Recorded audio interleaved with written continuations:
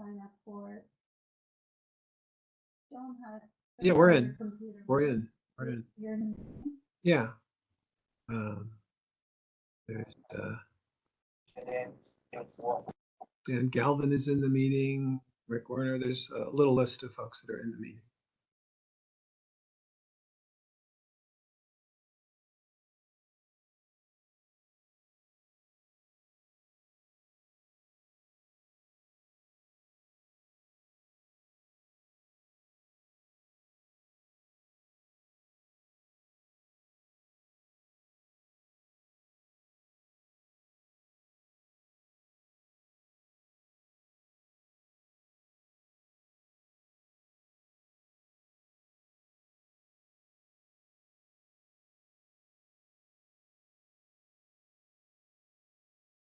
There you go. Here you go. Maybe mute that computer. Yes.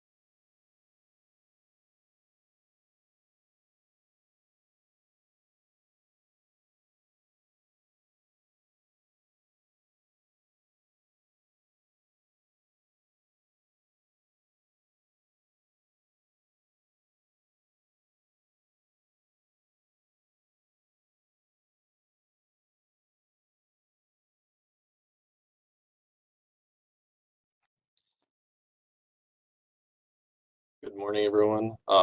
It looks like we have a quorum. Our Chair Doug Wall is going to be a few minutes late, so may I ask Chris Lozier if he'll step in as chair just to start off the meeting and call it to order after I go through the policies and procedures.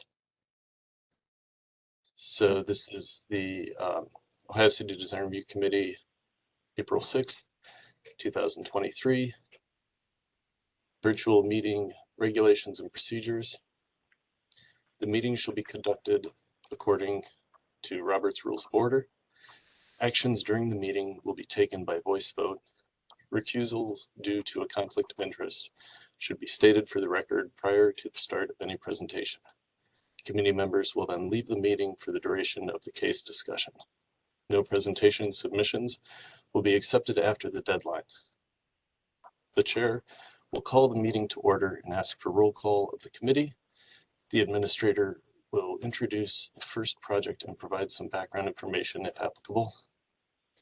The meeting will then be turned over to the applicant to proceed through their presentation. Each presentation should be completed prior to questions and comments from the committee. Once the presentation has concluded, the administrator will read any received comments. The committee will then begin deliberations and project review. Please use the raise hand feature. After deliberations and review concludes, the committee will render its recommendation and vote. After the vote, the applicants may leave the meeting and the administrator will introduce the next project. All projects will follow the same format until all projects are heard by the committee. Once all projects are heard, the chair will call for any committee administrator reports. After all reports have been heard, the chair will adjourn the meeting. Some notes on community comments. Any and all community members may provide written comments, thoughts, or questions regarding the projects presented to the committee for review and approval. Community members may also telephone their comments or questions to the committee administrator, in this case, me. All comments, thoughts, or questions must be submitted to the committee administrator no later than 48 hours prior to the start of the meeting. Submissions may be made by email to landmarks@clevelandohio.gov. Submissions may also be made by phone, 216-664-2532. They can also be made by dropping off comments or mailing to the Cleveland Landmarks Commission, room 519, City Hall. Public comment or submissions made after the deadline will not be heard by the committee. Public comment will be collected by Landmark staff and sent to the committee members for review prior to the scheduled meeting. Staff will summarize the received comments. The applicant of the project is under no obligation to answer community questions raised. Community members are invited to attend the design review meetings, but there will be no open public comment period. Again, reminder, all projects follow the Secretary of the Interior standards for rehabilitation. All projects are being considered for the issuance of a certificate of appropriateness. All projects are considered on a case-by-case basis. And the Ohio City Design Review Committee is advisory to the Cleveland Landmarks Commission. Recommendations by this committee are not final actions. Depending on the scope of the project, submissions may be approved administratively or will need to be reviewed by the Cleveland Landmarks Commission. Projects will be scheduled at the next available commission meeting after an action is taken. So with that, I guess it looks like our chair is here. So Doug, if you want to call the meeting to order, I'll do a quick roll call and then we'll move on to projects. I think you're muted there, Doug.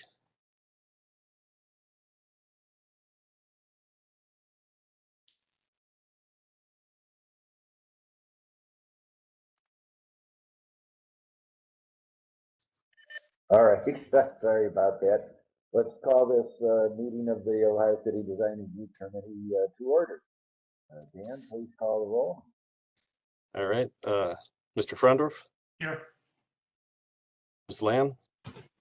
Here. Mr. Lozier? Here. Ms. Marinucci? Here. Mr. Sambury? Here. Mr. Talley? Here. And Mr. Wall. Here. Right. Mr. Chair, it looks like we have all committee members in attendance. So for today, we're actually going to start off with concept review. It's a project that was seen at our previous meeting, but some updates have been made. So we thought bringing it back to the committee to share those updates prior to it going to the Landmarks Commission for conceptual review would be appropriate. As a reminder, with concept reviews, no action is taken, so there's no vote. It's just comments from the commission. We've received some public comments on this, actually up until this morning. So a lot of those came in after our deadline, but there was some confusion. I guess there were some edits to the project posted on Co-Urbanize on Tuesday, so it was kind of, I guess a last minute edits, nothing substantial, just kind of minor changes. So it's a little different than what was sent out to the committee.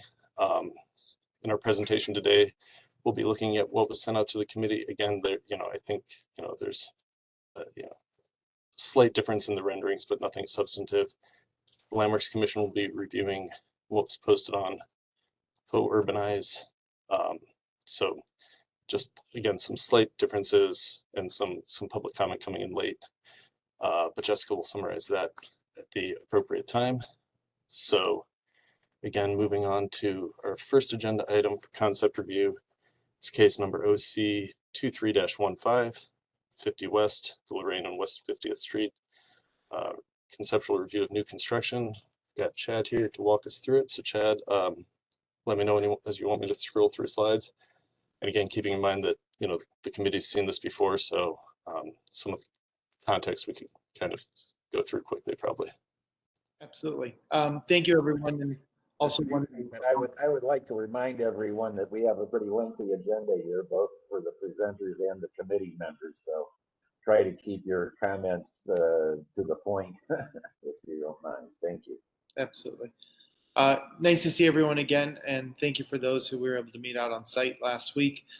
We've made some changes based off of the comments we heard last time, continuing to work to make it a better project, some planning comments. And since our last meeting, we had met with PEP-BOT, so we got some clarification from those different committees, from fire, from planning, some direction, I think, from the city engineering on what they think is best for the projects.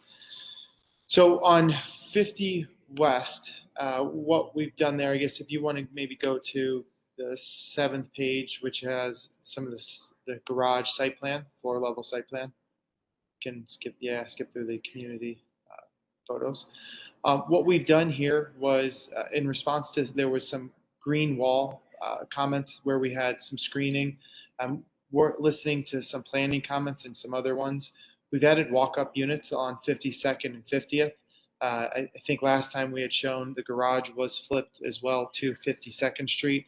So that is shown here as well. Those are some of the main things. This site plan doesn't show it, but I think our intent is to try to make the MEP room that faces Lorraine a retail space. So that'll be about a 350-ish or 300 square foot space that could be potentially an office or some type of retail on Lorraine, giving more activity there.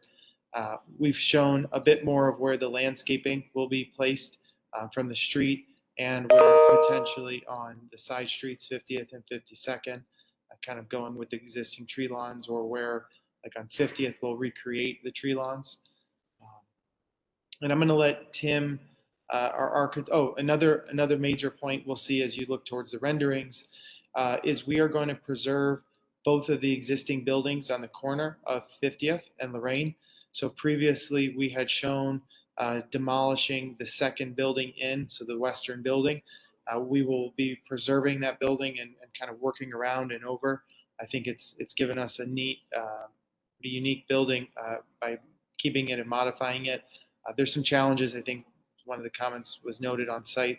The building we were proposed to tear down is Boeing, so there will be some structural improvements that have to be made and rebuilding the facade pretty much.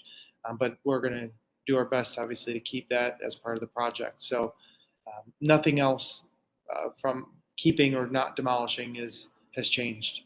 And Tim Donahue from MA Design is also on the call, so I might ask him if there's any other comments on this picture. Tim, is there anything else we should be pointing out? No, not that time. I think you covered everything. I guess, yeah, we could go to the next slides. One of the things too, we've tried to keep the overall unit count close to the same. So we've combined a couple studios, generally keeping that at the 109 units. Also, there's 62 spaces, 12 bike spaces. In communication with the urban community schools, I think we'll be able to work out some type of off-site parking arrangements, hours depending. So that's something we're hopeful that we'll achieve before the end of the approval process. Obviously, we're right now just in conceptual, but it was something that wasn't objected to when we discussed this previously. So we'll kind of balance our off-site parking in some of those lots. Yep. Again, just this shows the second, or this is, I'm sorry, third level, where we'll be keeping that existing building on the corner.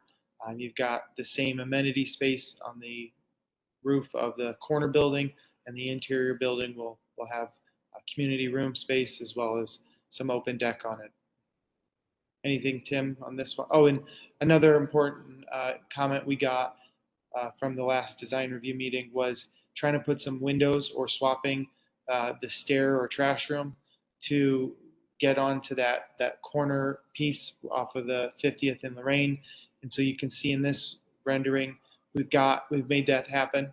We've removed the staircase. We've checked with code and we're able to do that. So that staircase now is only down at the southern end of this wing, and we're able to put a unit with windows facing that. Tim, anything on that? Yeah, I think so. Yeah, just the only other thing is that corner where the club room is, we kind of pulled that back just to allow kind of differentiation and respect for the existing building, and try to create something that kind of obviously doesn't look like the existing building, but kind of is a modern addition to that existing building.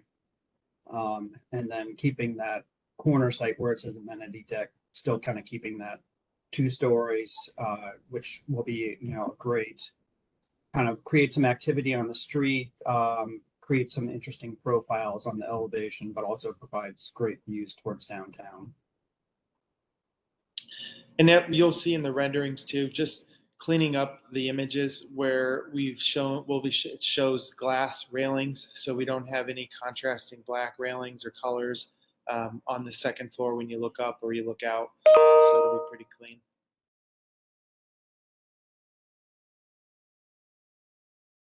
Another thing you'll start to see on this 4th floor level, hearing some comments, trying to find the best middle ground. We pulled the building back off of Lorraine a bit. So there is now balconies on the front of Lorraine, set back, not just a overhanging balcony. The renderings can show that a little bit better, but that's what you see right along Lorraine from the 52nd corner towards where that community room is on the 4th floor.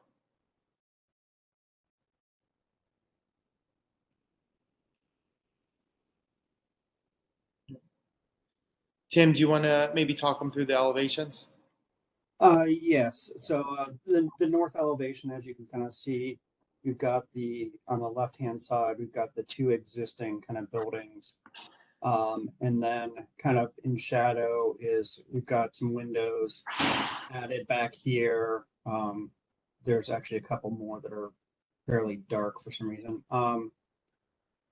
And then kind of creating kind of a lighter facade with a lot of glass and stuff above that second one in the existing building there, just to kind of set it off, kind of be a little more respectful and kind of say, this is obviously a modern addition and we're not trying to copy the existing building in any way.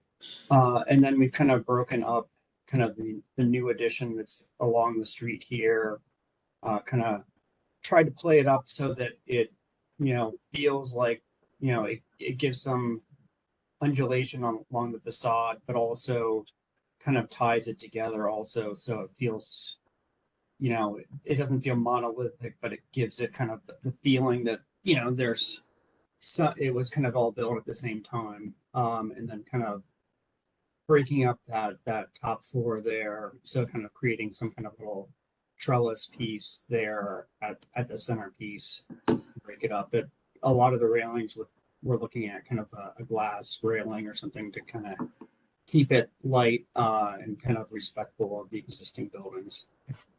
So, and then you can, on the east elevation below, you can kind of see the Lorraine Avenue elevation kind of at an angle there, and then the rearranged kind of side elevation, so you get the walk-ups along the street here, the entrance to the garage. You know, we've got a little green wall, which could be, you know, there's a number of things that could actually be, if it's actually a green wall or potentially graphics or something. And then that's kind of hiding some bike storage behind it. That's kind of the gist of those two elevations. Go to the next page. Yeah, and another big change, you know, we heard some feedback from that we made was we changed the color of the brick so that it's all red and sort of blends in more with all the buildings there and doesn't stand out as much, but adds its own character. Yes, it kind of gives it a more kind of a timeless feel that kind of is more in keeping with the adjacent buildings. So, and then we've got the south elevation, which kind of shows, you know, the back side of the building.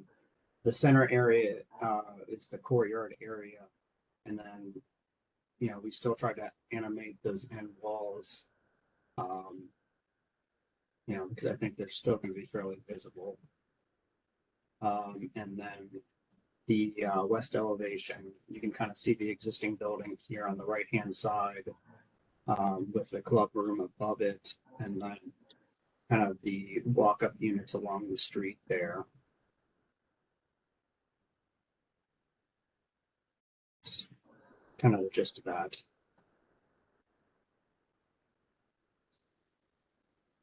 And then this is just the view of the, excuse me, the two existing kind of buildings, and then kind of how the street kind of gets some ins and outs along the street, but also kind of vertically too. So kind of creates a little more dynamic facade than, you know, your typical residential building, which is, you know, everything kind of stacked above it. So, and then you can kind of see the walk-up units along the side street there. And I want to point out on 50th, there's currently no tree lawn, but it's shown where we're going to put back in some tree lawn and we're working with the city. We'll put some trees in there, soften up that feel along that side as well. Okay, we can go to the next page. And then this is just a view from the other side of looking down Lorraine. So we can kind of see, you know, there's a couple of existing or a couple walk-ups there, and then the same thing with the facade kind of being set back on the top floor, playing with the height with the trellis, and then kind of a commercial storefront that we kind of are trying to vary. So, you know, that center area of the new build is kind of has more of a white theme to it, and then the other one kind of is picking up the theme of the kind of the balconies and stuff like that. So.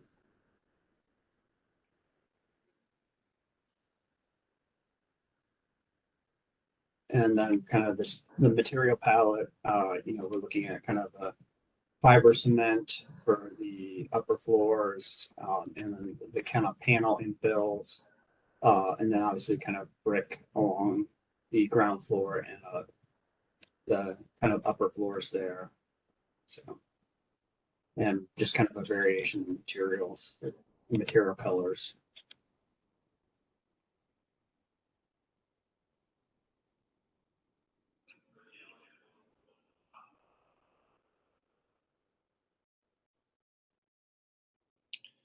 Yeah, I think that summarizes the majority of the changes, and unless we want to go through any of the existing conditions of the neighborhood or previous demos and things like that, I'm happy to answer any questions.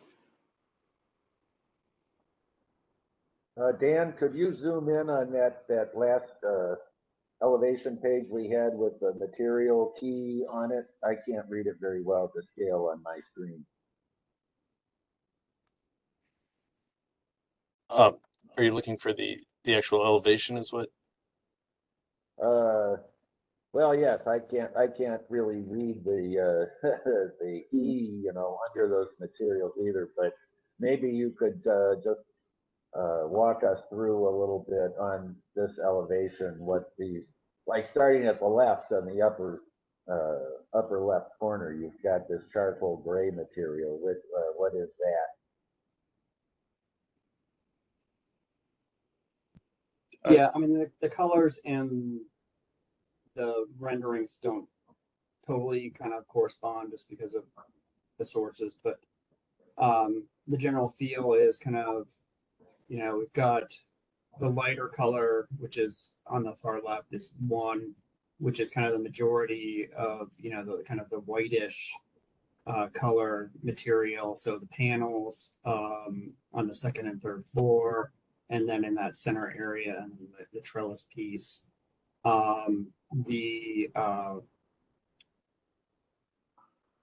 air number 2 doesn't really show up on this, and then number 3 is kind of the darker material up on the top floor.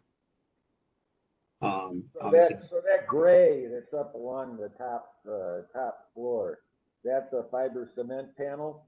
yes, it would kind of be. Right now, we're looking at kind of doing a board and bat kind of panel system. Okay, so the grid lines there represent a batten kind of system over the joints of those panels. Is that what I'm seeing there? Yes, that's correct. Okay. And the same way on that piece at the far left that's more of a charcoal or darker gray, it kind of looks like I see batten strips on that too, but it's just a darker material. Is that right? That material is actually brick. Oh, that's a brick. Okay. Yeah. All right. Heavy shadow. Yes. And so are you anticipating, are you just, the batten material is going to be the same material and same color? It's just going to provide that visual texture? Yeah. I mean, for construction purposes and stuff, the battens and the panels would all be the same color. So, but you know, there's enough depth in there. You start getting some nice shadows and stuff like that. So it makes the facade a little more animated rather than just kind of being a flat panel. Okay. I guess before we get into the committee comments too much, Jessica, would you mind summarizing kind of the comments we've received from the community?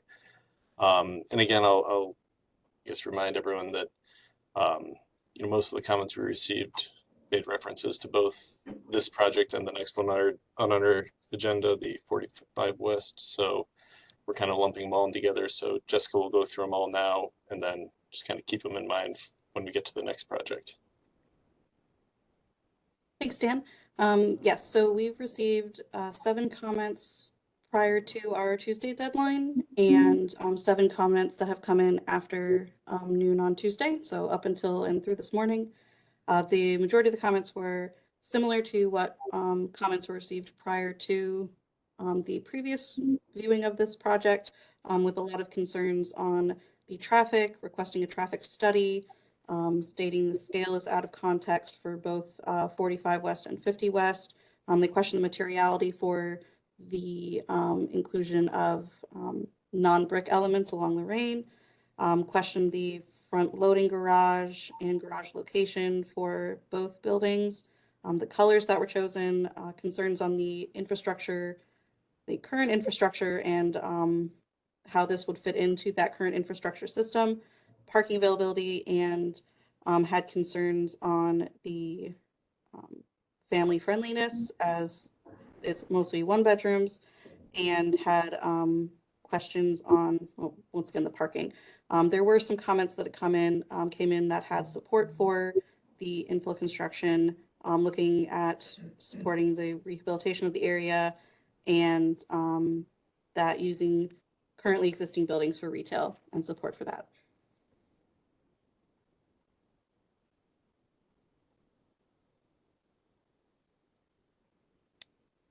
Thank you, Jessica. Yes, I guess at this point, Doug, if you want to open it up for comments from the committee. Sure. I guess I will just, in addition to my questions, I will say that the massing of this has improved by pulling the upper floors back to make those balconies, saving the second building from the corner is an improvement as well. And so I still have, you know, I think you've treated the major elevations facing the street, Lorraine, 50th and 52nd, well. I'm not sure I'm crazy about the board and batten patterns of that recessed facade, but it is recessed, and so I guess I'll, without weighing in on that specifically, I'm still thinking about that. I would welcome comments from other committee members now. Yeah, I'd agree with Doug. I think the setting back of the upper floor there is an improvement. I agree with him also on the use of those hardy or fiber cement panels. The image that we see on the screen there, that white area where the number 1 is, I'd like to see that be brick as well, and just have brick across, as well as the hardy panels underneath the windows there. I think it would be an improved design just to use one materiality there and just have it be brick. And that I think would also be the same along the, let me pull that up here, along the northern side as well. And then on the, I think it's the south elevation, the back of the building. You know, I have not walked around there to see what visibility that will be, but I'd like to have a little more detail on the back end so that if that's your backyard, you're not looking at the back end of the building, but it has some of the same architectural detail and attention to detail is the street facing sides of it. And I think the materiality, the hardy board panels, that my comments here apply just as to they do with the one down the street on the 44th. I think the project would be greatly improved, especially on the street facing sides, to just use one materiality, just use brick. And then as it approaches the single family homes there, Chad, you did a very nice job of pulling it back, the 4th floor on, I guess that's on Lorraine. And I wondered if you might consider doing something similar as it approaches the single family, what appear to be two-story houses there. You know, you can keep a 4th story, but pull that 4th story back so it's not a vertical wall 4 stories up, that there's a little bit of a setback there. I think that would improve. And then I'm very happy to hear about the tree lawn on 50th. That was one of my comments. And then this is such a minor detail, but it's one that I think is important. You show some lentils, stone lentils above the windows there. Just make sure they continue the detailing, that it continues an inch or 2 on either side of the window plane. You know, like when Dexter was built, they line up exactly. That's not how they should be properly. It's not structural then at that point. That's a very minor detail, but I think it's an important one. Those are my main comments. Yeah, if I can add, I think, you know, Alex brings up an important point. Is detailing is gonna really matter, and making sure that the details all work together to create a much more cohesive and appropriate looking piece of architecture. Some of my comments also reflect the similar comments that both Alex and Doug had already mentioned. One first question that I have is the intent to build to the property lines on 50th and 52nd? It's hard to tell if there's, you know, if you're building onto the property line or if you're if you're allowing some additional breathing room to the new buildings or new building. I believe our intent is to build to the property line. Tim, could you answer that specifically? Or if maybe, Dan, could we look at the site plan just so we can? Yeah, I guess there is a little bit of kind of undulation on that facade. It's not a lot, but it's like 1 foot 4, 2 feet, somewhere in there. Gotcha. Yeah, I would just just understand if you'll need a variance to build to the property line, or if there needs to be some sort of setback from the single family homes that are on 52nd and 50th. So going back to some other comments, so I really do appreciate the change in the brick color and the changes to some of the massing. The fact that you're trying to save both of the 2 existing retail spaces on the corner. A couple of things that I'm still struggling a little bit with are there's still a lot of different materials being used on this, and my comments here will translate to the project down the street as well. And I do have some pretty major concerns about the use of the fiber cement panels and long-term durability, especially on big swaths of this particular project. Something we want to build something that's going to last another 50 to 100 years, and I'm just concerned that just the amount of that material and the way that it's detailed, that it might not hold up as well as the other brick portions or things like that. I think if it's on a single family house or something at smaller scale, it's much more manageable, but something at this scale, I would advise that maybe we look at a different material in those areas. I'm also struggling a little bit with the balconies that are tacked on to the different facades, especially the balconies on Lorraine. It just seems like these are more afterthoughts, and I really question if you look at other more historic residential buildings in the neighborhood, you don't see sort of balconies that are tacked on.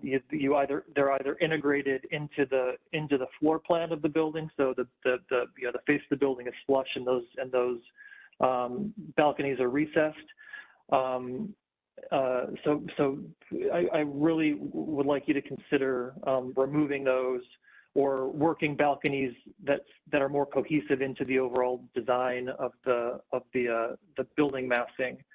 I'm also struggling a little bit with just, there's a lot of different things that are happening with changes in materiality, changes in form, and I think, really paying attention to rhythm and regularity and proportion and scale, and really conceiving something that's much more of a cohesive design. It doesn't feel like it's 15 different, buildings. It feels like it's one cohesive building with, very, very strategic design moves that complement one another and really make this feel like it's one building and not a series of these sort of smaller design moves. And that goes along with some of the comments that Alex had made earlier too. And one thing that I might recommend is, I think there's some really nice examples of successful larger scale apartment residential buildings, both historic and new, in the neighborhood in Tremont. So I might just to highlight a couple that strike me as successful larger scale, primarily brick buildings are, the Van Roy Coffee building on Detroit, the West Virginia building, Bridge and 28th, the historic, portion of the West 25th Street Lofts building that's now painted sort of a stagey green on 25th, the Jennings building on Fulton.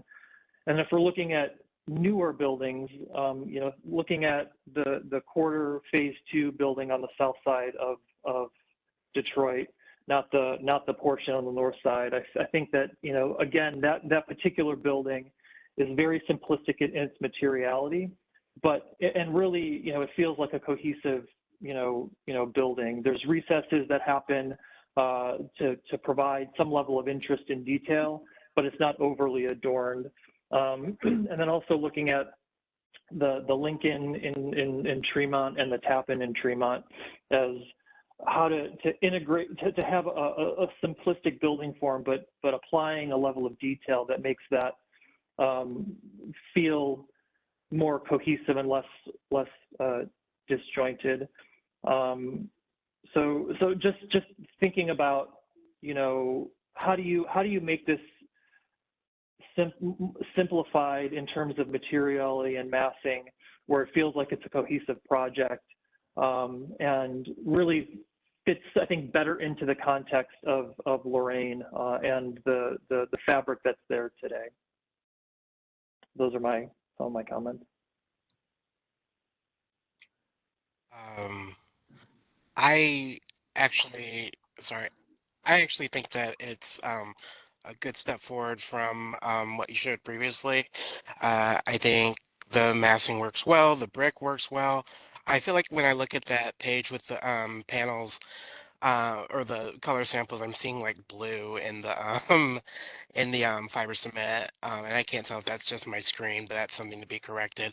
I like this corner view. I actually was gonna go to it. I was wondering if maybe you could step it back along the top, along the corner as well, to kind of like it looks like it comes out flush with the brick over there.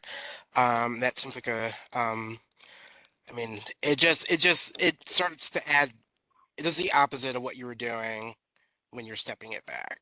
Like it kind of adds to the mass again, and I think when you have that setback along the top floor, it might actually help it. I actually like the masses on the front. I like that it's kind of broken up. I get that when I walk down Lorraine, because not all those buildings are the same and the same kind of brick and things like that. Sometimes there's kind of just a bit of a hodgepodge, and you go from this building to this building to this building, and you can tell. And so I like the idea of what you're doing with the white and the on the Lorraine side. I just don't know about the hierarchy of it. Like I don't know. I don't know. I don't know if there's something specific to those build or those units or anything like that. The top seems a little bit out of place, but I do like there being a like pergola or whatever up there. Just seems a little out of place. Uh, the battens are really intense. I don't, you know, it is what it is. I don't actually mind it. I like the gray as a backdrop. And like the way the brick kind of comes out. And I see the reference in this building from like that building on 41st and Lorraine. I think it's on the north side of 41st and Lorraine. But right across the street from that is another building that it's like they do something similar, but like and I know you called it out in your like reference existing neighborhood images. There's a building across the street on that 41st and Lorraine corner that simplifies the materials and kind of does the same thing, just a little more clear. Um, yeah, we're going, it's the one. That's that one. Yeah. I see the reference into this building in this project. But there's one across the street that I think cleans up a lot of, you know, just eliminates a lot of the additional sort of ornamentation that I think is also pretty successful. And actually, maybe that one on the upper left corner has some simplified materials. But I don't actually mind it. I think that corner looks great where you have the two buildings preserved. I like the way that it steps back to the neighborhood. I would echo that. You know, I feel like folks don't pay attention to the rear because it's the rear of the building, but like, you know, if I were in that little swath of houses back there, I would want to look up and see something besides the white. Obviously not necessarily brick, but like, you know, you have some moves with like the charcoal panel. Yeah, the vertical stripes with the charcoal panel, I think could add to that white in the back there. And I'm assuming that's all hardy panel. So I don't know if there's going to be like easy trim all over the place. Or I would assume there's going to be like easy trim all over the place. I don't mind it. I just would want some variety, and I do echo that stepping that fourth floor back, even on that side, is going to be a little less intimidating. But yeah, the scale of the Lorraine side, I think is great. Um, and I don't mind it overall.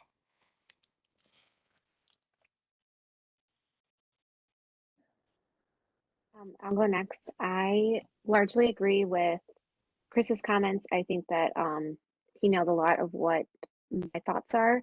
I will agree too with majority of my colleagues that don't care as much for that hardy panel material or having quite so much of it. I personally don't mind it, kind of like completing the rhythm underneath the windows, like you have in that top image.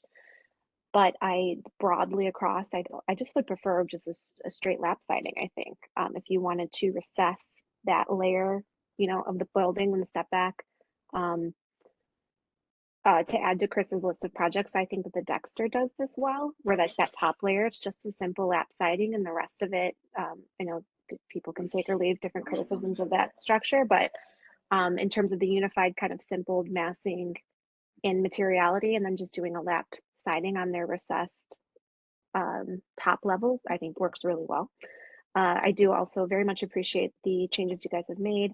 I'm overall pretty content with the massing here in general. I think it is just, again, what Chris said, just these little details of the materiality. One big thing for me though, material wise, I just would really love to see a richer color palette here. It feels like really just uninspired and with the kind of grayish, bluish colors.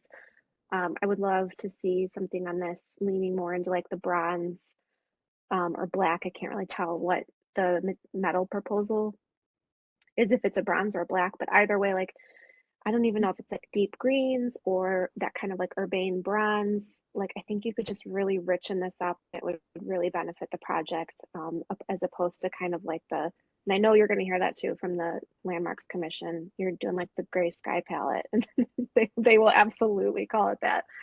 So would really love to consider a deeper palette in terms of color. Last thing for me is just as we get, again, focused on these finer details, looking at those two historic structures, which I think is great to keep integrated and that you've respected them well. We'd love to see the storefronts just take on a pretty traditional like historic restoration effort. I love punching through the, 50th side of that one structure to create a much more cornered storefront.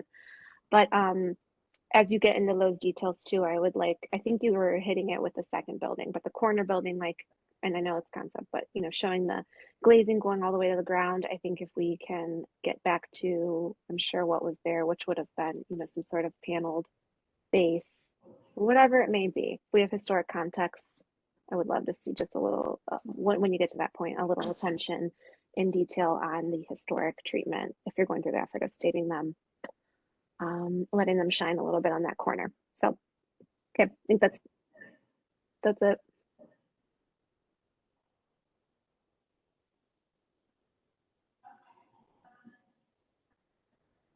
I would just like to quickly add that since those historic buildings are being preserved, which I really, really appreciate, I wouldn't mind seeing them even more highlighted in terms of removing the glass railing, the balcony that's up there.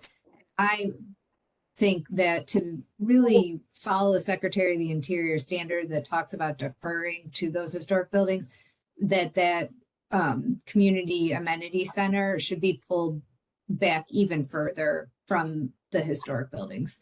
I think really letting them shine without the new construction hovering over them would really meet those standards a little bit more closely. And that's the only thing I have to add. I think I'll probably echo a lot of what everybody else has said. I like the massing.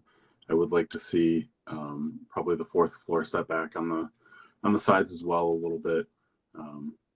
And I think I'm more on Team Phil with the separating these buildings visually a little bit more than creating one larger cohesive building. I like the idea of this looking like, 5 different buildings along the city block instead of one large thing. I'm not a huge fan of the Hardy panel.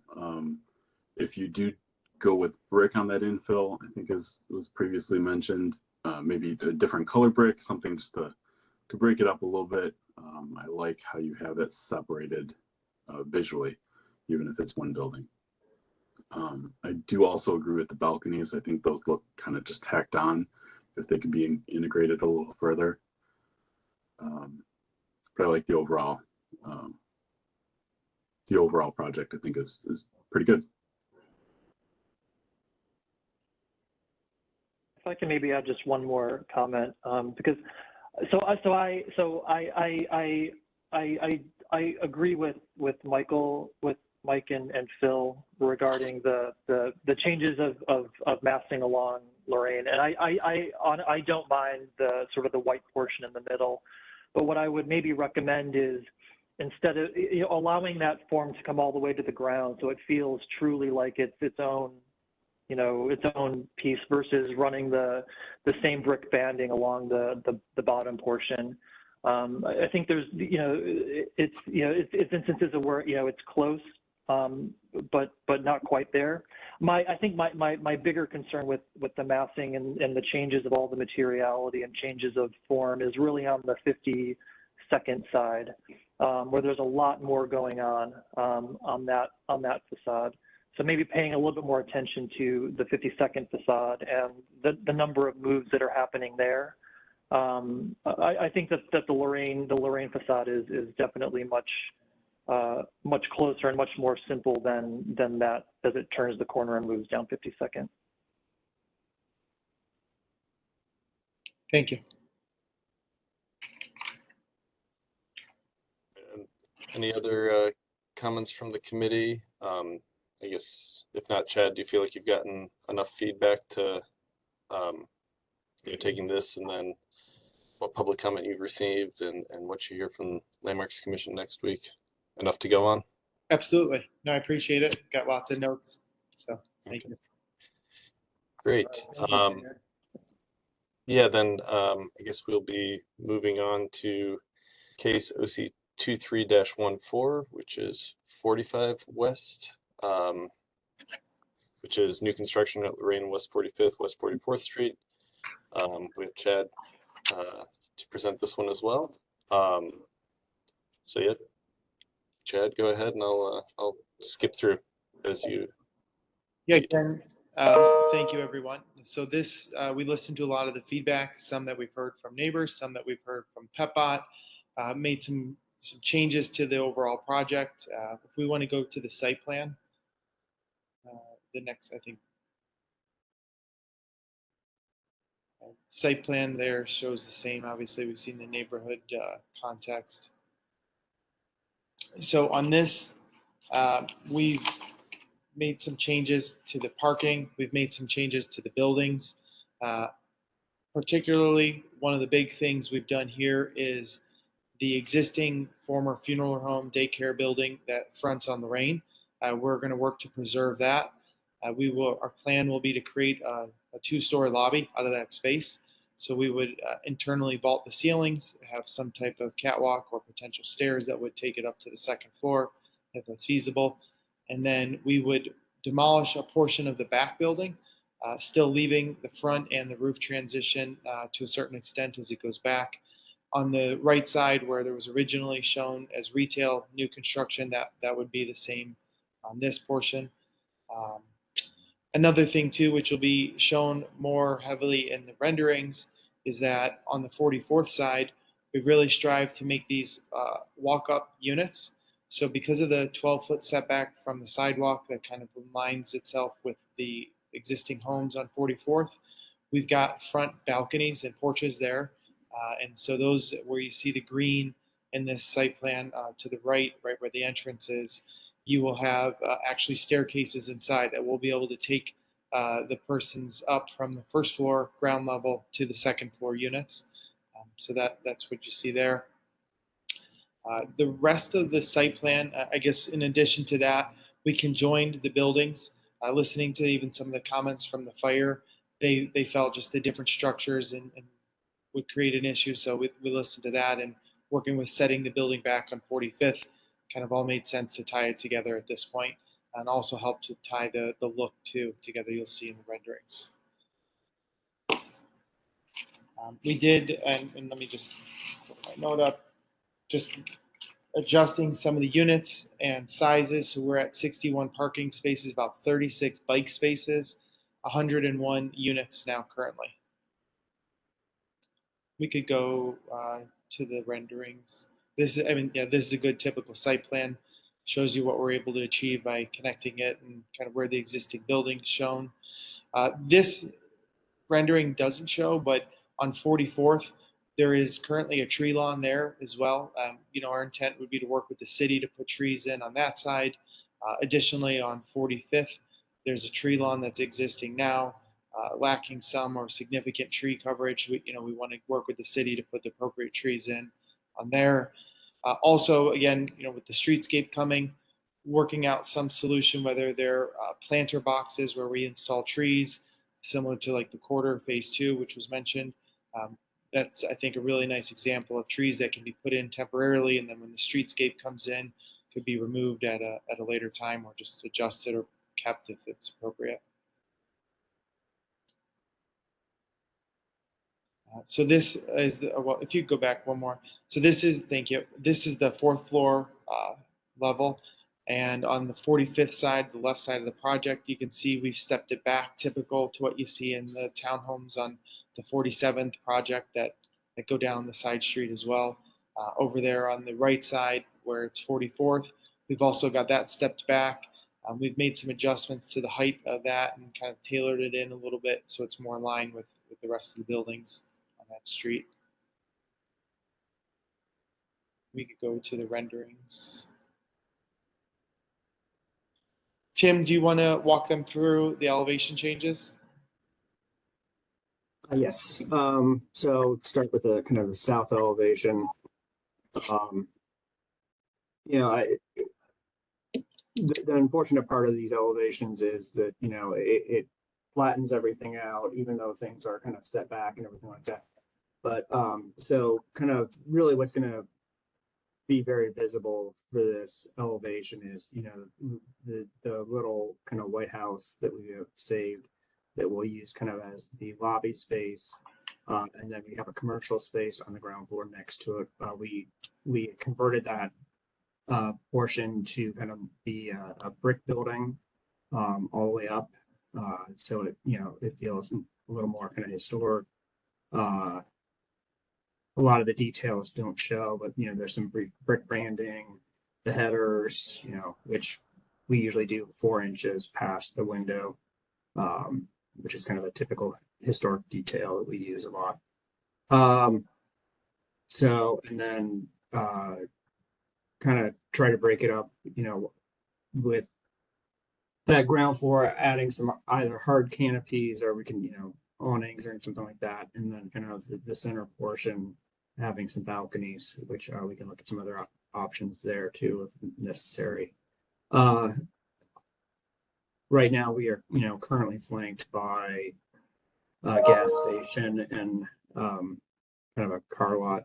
So not necessarily the most desirable things to have next to us, but so you can kind of see, the pieces that what we've tried to do is we've tried to isolate, chunks along Lorraine and 44th and 45th, and then everything kind of inside of that is kind of set back in and it's viewed as kind of a connector piece that, at some point might get kind of covered up, but for the time being, we're trying to make it as attractive as possible. A lot of that is done, we've got panels between the windows, but a lot of it's going to be kind of horizontal lap siding. And then certain areas, we do have some fiber cement panels. We're proposing on the west elevation, you can kind of see a graphic above the little white building there that, something that kind of gives it a, kind of fills that blank wall, but also provides something that, feels like, something that they could have done in the past. And that graphic will be kind of determined later. And then you look at kind of the west elevation, we've kind of try to keep a fairly even rhythm along the building, kind of trying to keep with the idea that, these were townhouses that were kind of built over time or built during the same period, kind of a more historic kind of precedent. And then we have that top floor set back again, trying to kind of lay it down, make it feel like a penthouse, but also kind of lessen the detail, lessen kind of the conflict between the old and the new. Next elevation, next page. And then the east elevation, you can kind of see the building on Lorraine with the existing brick or with the brick. We've wrapped that brick all the way around that piece, taken it back, 60 plus feet, and then have that portion that kind of is that white siding portion kind of set back a little bit to kind of offset it and, not to spend as much money there, but trying to spend the money on the outside of the facade or, the pieces that are going to be very visible. And then this kind of shows the entrance to the garage on the right-hand side. And then we have some porches with kind of little walk-up units. And then you can kind of see the amenity deck on the fourth floor there. And then the images above, you can kind of see the existing context, and on the left-hand side, you can kind of see the amenity deck. So we're trying to be respectful of the adjacent houses. We did also flatten out that roof, which was one of the requests we got in the past. And then you can kind of see on the right-hand side are kind of the townhouse units kind of wrapping with that brick going back, 30 feet. So, Chad, did you have something else? No, I think you covered it a lot. And as he mentioned on the Lorraine facade, in that updated package, we were just showing, what potential buildings and how those would look. I think the last rendering we were just looking at also shows, some of the questions that people have had about light shadowing. Is the shadows will actually be on our portion of the building versus us shadowing in another building. But yeah, in this elevation, like we've sent in the updated package, and we'll make sure it's in all packages moving forward, is where really in the future, hopefully this gas station maybe is relocated or is developed on. You'd naturally see a building that covers the majority of the facade that's stepped back, that faces Lorraine on the right and left side of the existing funeral home building and the new portion of ours. And like you mentioned, we're open to looking at the balcony structures or how those can be integrated. I will say there are examples of balconies, that even the one that was mentioned on the south side of 41 and Lorraine, that those do have balconies that extend out over the sidewalk similar to this, but not something that we're opposed to modifying or doing a Juliet type of balcony. Just wanted to get people and eyes and on the street and the views and enjoying their units. That's all I have for this part. All right, well, Doug, you want to open it up to committee comments? I guess just wondering.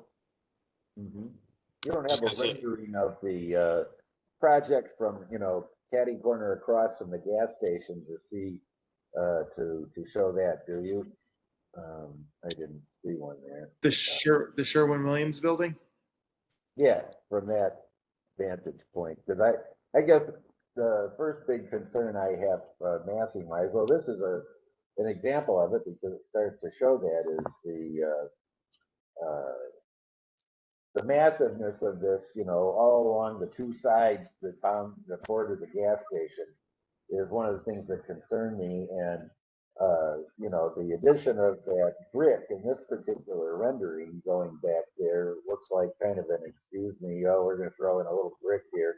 And everything else on those two elevations, till you get around to the funeral home building, is all this paneling, and I think that's just too much of that in my view. And then also all of these people that are going to live there with their balconies overlooking the gas station is, you know, we can't say that that'll be there forever, but they do a thriving business. I shop there, I buy my gas there, and they do a great business. So I can't imagine them disappearing anytime in the near future. So, you know, I guess I'm thinking about the breakdown of that mass going back around those two sides bordering the gas station concern me. Like in this elevation, okay, you look at the left side and you're going back there, and you have brick going back behind that continues behind the funeral home building, and then you get into this other stuff of the siding and so forth. But that's behind some other. It seems better screened to me, I will say. So I guess those two sides that face the gas station and how that's going to be seen from Lorraine Avenue when you're driving west on Lorraine and so forth, and just looking across all of that, it looks like, oh, well, they brought the brick back down these two sides a little bit, and then, then boom, there's all this other, more or less, you know, flat surface of mass with not much relief to it. One thing I do want to point out, as Tim mentioned, the renderings flatten out the buildings quite a bit when you look at it. If we could pull up the site plan, that might help show how the buildings are separated. And so, like this one particular, where you look at the lobby location and the retail, even better on more tuned or more finely aware of the SketchUp drawings and all that, is that retail and lobby building are almost their own building. So it's like something is connecting to it. When you really actually see the physical structure, it's not just a wall that transitions straight into siding or some other material. It kind of goes around and blocks off that front area. Same thing as where the stairs and elevator shaft behind the lobby that achieves that as well. And yeah, you know, developing in a city, it's sometimes the views are of a gas station. You know, different people might like that. Some people might not. I think it also could help potentially eliminate some new nuisances that go on. You know, someone I met with yesterday was telling me how their wife was chased into that gas station, and their brother-in-law was almost attacked by someone there. So, you know, the hope is more eyes out there would eliminate some of those issues too. I have to step away for about 20 minutes, so I kind of wanted to get a little bit of comment in. I will be back. This building, to me, unfortunately, just currently still feels a little bit less successful than the other. That north elevation, could we go back to that real quick? I think it's, yeah, that one. I keep looking at this and going, yeah, that's really clean and organized. I can see, well, I think I can see all the different materials present in the building, in this north elevation. It's very straightforward, but then when we get around to the other sides, things are, there's just a lot going on, and possibly it could benefit from some editing. I don't know if it's material color or if it's, you know, sometimes you have stripes that go, vertical stripes that go all the way up, and then sometimes they go up and over a door. I think the other elevations could benefit from a little bit of editing. Still a little bit concerned about the green walls. I love a green wall. I love the idea of it. If there's a way to like make it green, but like also make it, you know, protect it so that it could be, you know, seen year round and not just become really brown. I think that would be a beautiful addition. That, or I know we talked about a mural, and I can see the Ohio City above the on the Lorraine elevation.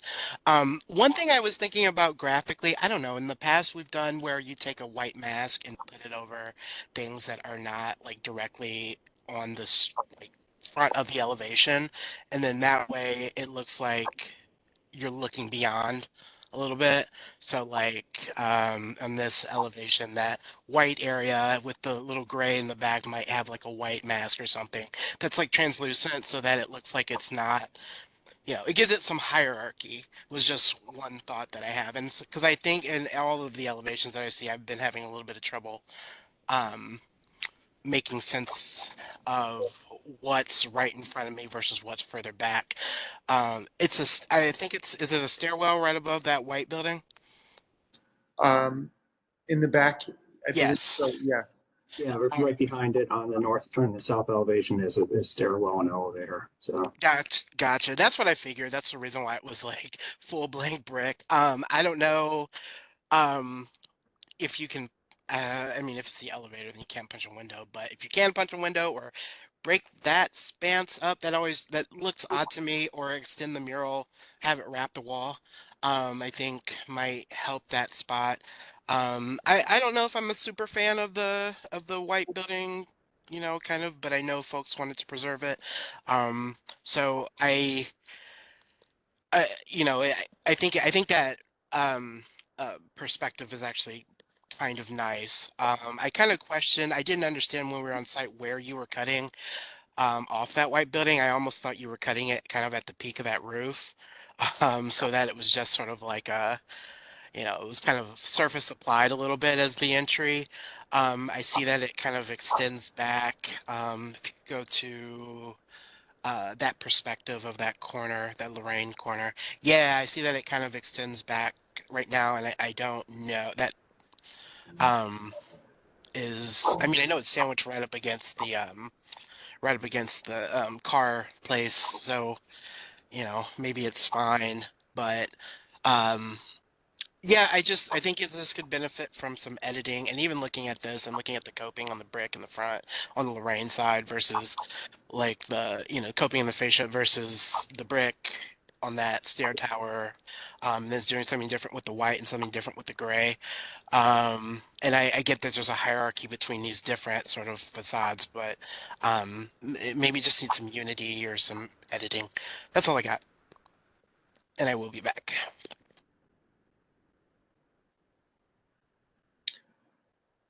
So I have a similar question to the question I asked earlier about building all the way to the lot line. I want to make sure that you understand from a zoning perspective what you're allowed to do especially along a zero lot line, especially with the number of openings.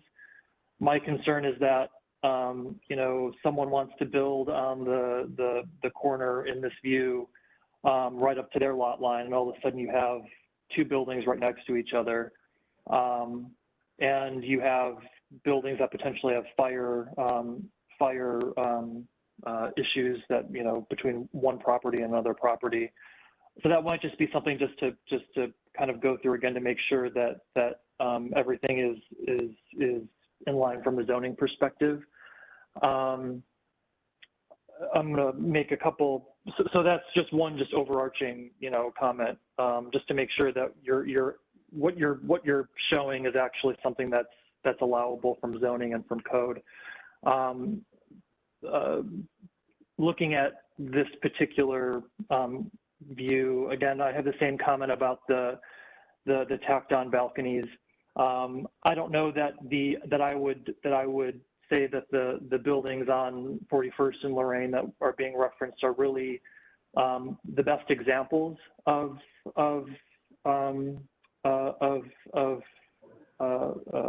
design work relative to sort of this type of building type. So I don't know that I would necessarily reference those as being overly successful references. I think I appreciate the attempt to save the white building, the existing building here, but I feel like the way that it's sort of surrounded on the two sides, to me feels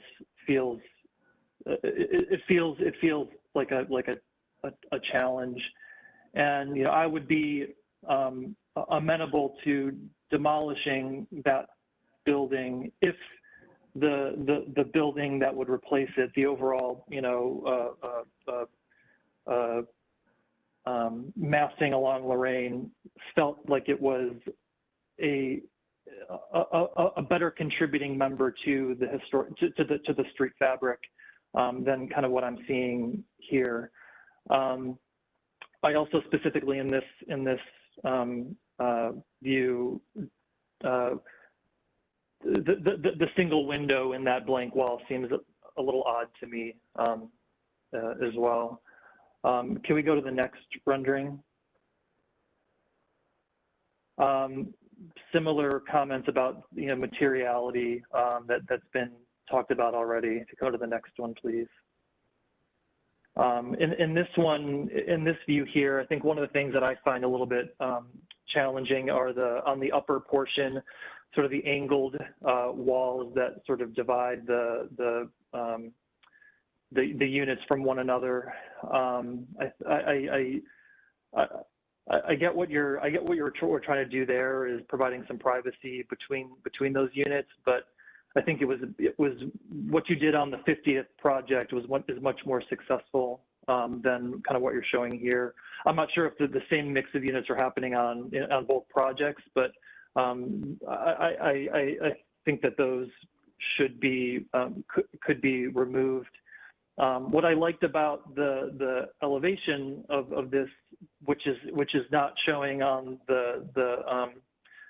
in the perspective view, is I thought that like the darker portions were pushed back, but this is all sort of a single plane. So thinking about is there an opportunity on this elevation to provide more of that push-pull, to provide some additional hierarchy of that facade versus it being just super planar. And then Philip had mentioned, editing. I think editing here it would be your friend as well. I think when it comes to sort of primary facade, maybe there's a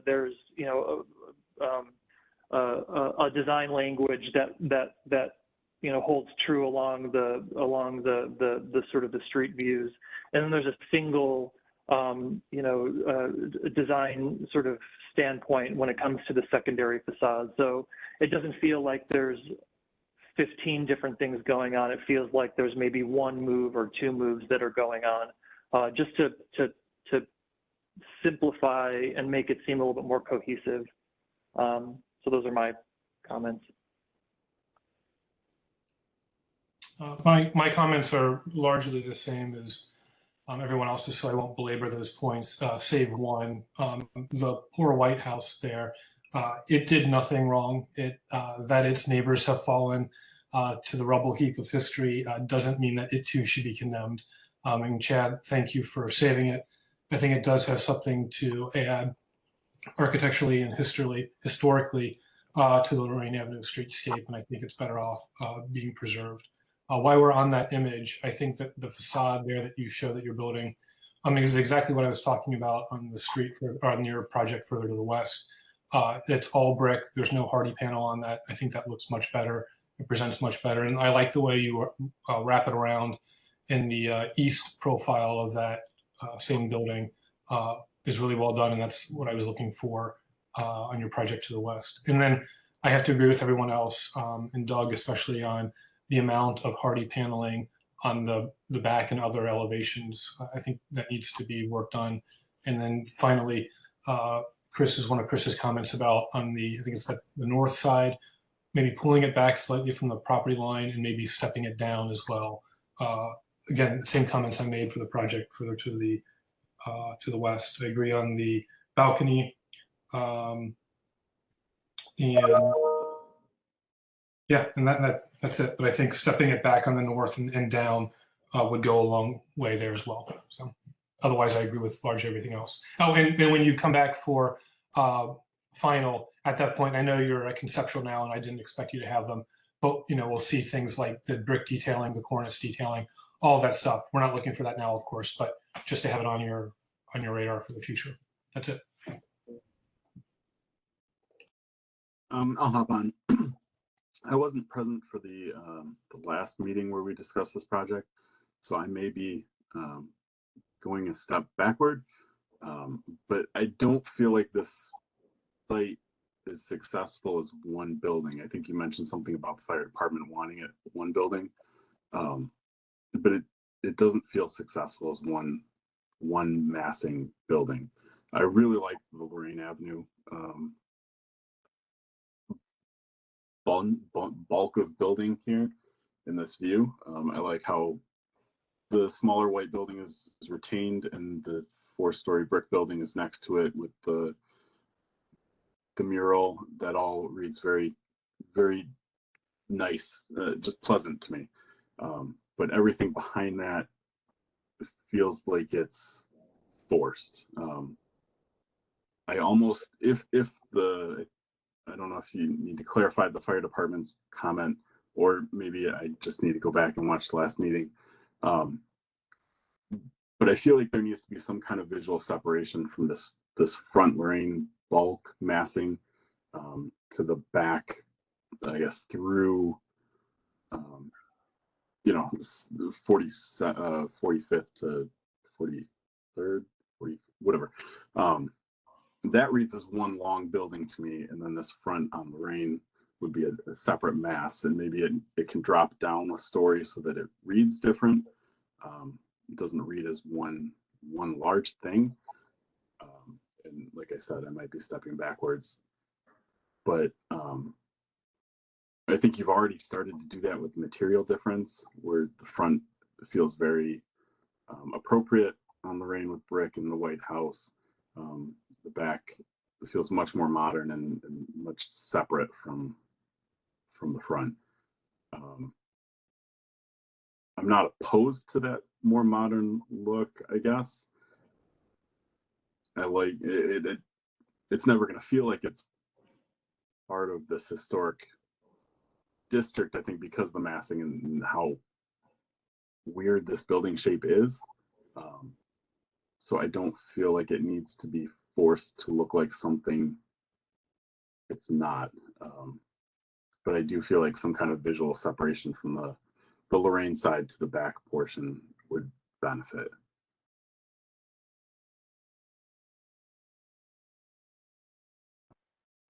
I think I'll stop there.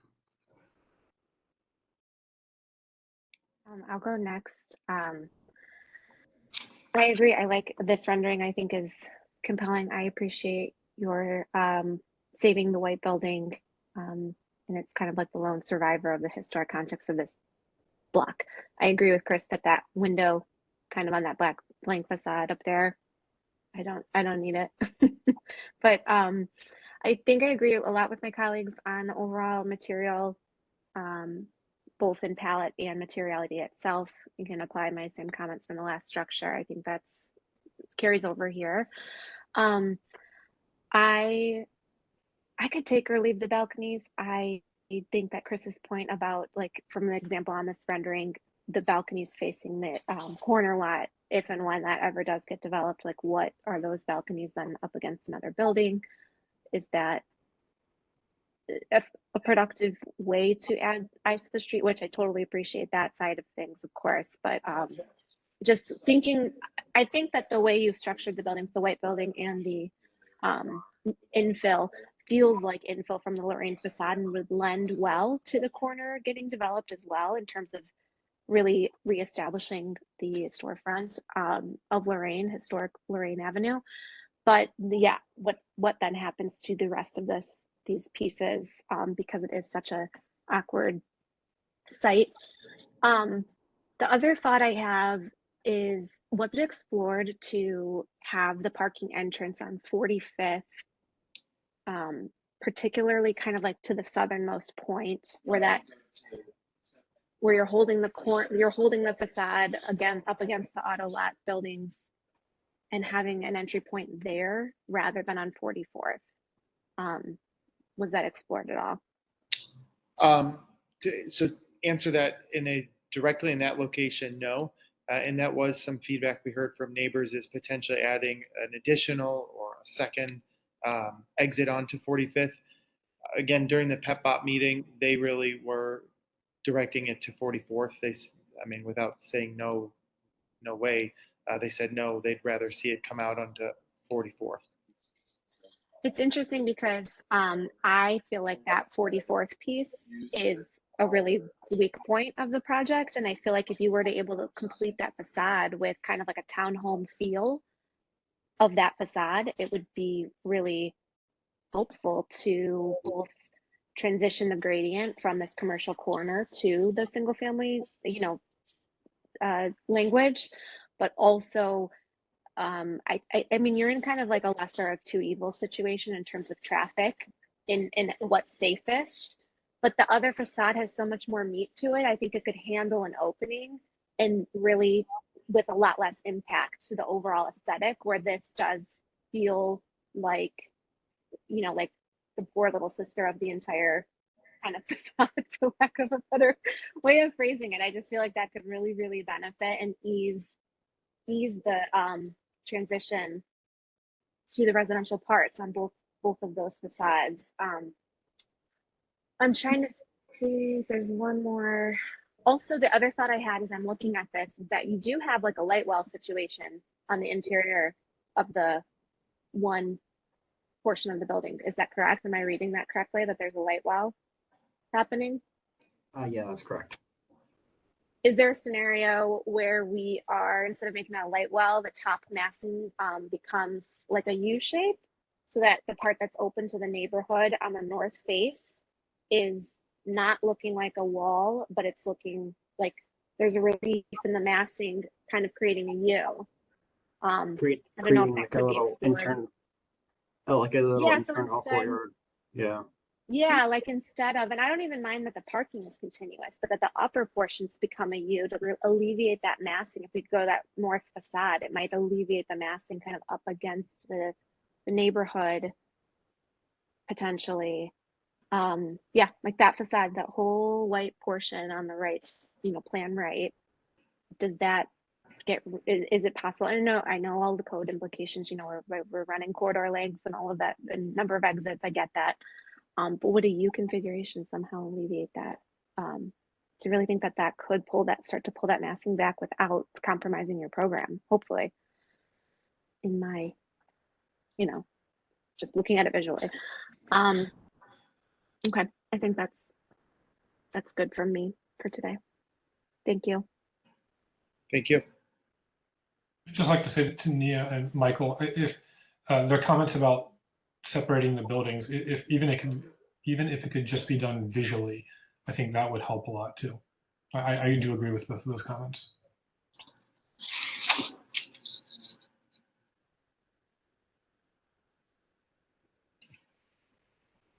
Right. Unless there are other comments from the committee, Chad, do you feel like you've gotten enough to go on, combined with the public comment you've received, and keeping in mind that you'll hear from Landmarks next week? Absolutely. Yes. Thank you, everyone. All right. Thank you. Thank you. Thank you, everyone. Appreciate the comments.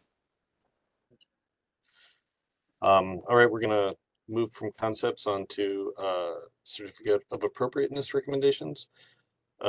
First up, we have item number 3 on the agenda, case number OC 23-01, 3901 Whitman Avenue, solar panel installation. This is one we've seen previously, and it's been tabled. We have Rick Werner, looks like Barbara Langrenhenry's here, and Zach Lukowski to present.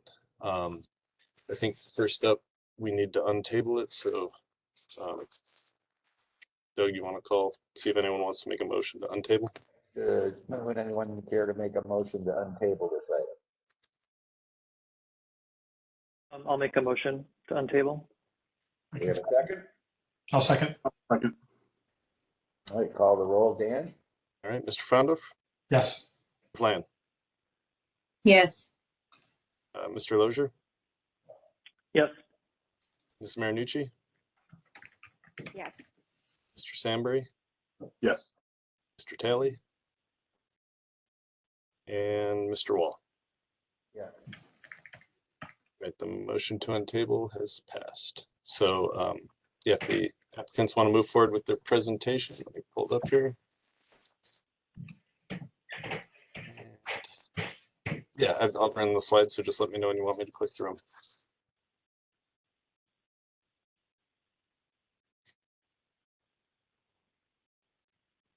Okay, I'll start. Good afternoon. Thank you for your service on this committee and your attention to our project. My name is Barbara Langhenry. I've lived in Ohio City since August of 1979. That's almost 44 years. I'm here with my husband, Rick Werner, who's in another location. We have lived together in our Whitman Avenue house for 29 years. We raised our family here. Rick first lived in Ohio City in 1985, 38 years ago. We have a demonstrated commitment to not only this neighborhood, but to Whitman Avenue. We want to install solar panels in our home. We want to do this primarily for sustainability reasons, secondarily for the economic benefits. However, we want to maximize our investment. It does not make sense to do this if the environmental or economic impact is too low. We view the sustainability issue as urgent. Just last month, you may have seen in the news that the Intergovernmental Panel on Climate Change, the UN body that assesses the science related to climate change, issued a report warning that global warming will continue to increase in the near term, mainly due to increased cumulative CO2 emissions. The report further warned that evidence of adverse impacts is more urgent than previously assessed, and there is a rapidly closing window of opportunity to secure a livable and sustainable future. The City of Cleveland and Cuyahoga County both prioritize and encourage sustainable development. A 2017 City of Cleveland Guide to Going Solar stated simply, the City of Cleveland encourages the installation of solar energy systems. We are here for our solar panels because our house is located in an historic district, as you know. The City of Cleveland adopted its Landmarks Commission ordinance, which provides for the designation of historic districts to safeguard the heritage of the city by preserving sites and structures and to stabilize and improve property values, among other reasons. Property values first. According to a December 2022 Architectural Digest article, solar panels offer long-term clean energy and boost property values. At that same time, Zillow found that solar panels increase the appraisal value of a home by 4.1% on average. So these panels will likely boost our property values and those around it. The main reason we are here is located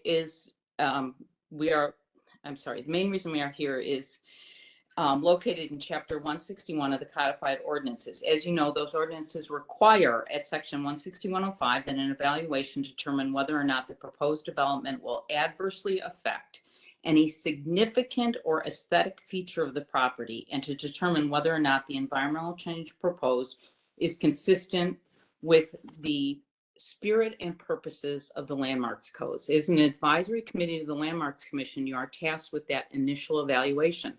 The code provides some guidance using standards created by the U.S. Department of the Interior for making that determination. Among other considerations, the code provides there should be minimal change to the defining characteristics of the building and its site environment. The historic character of a property shall be retained and preserved.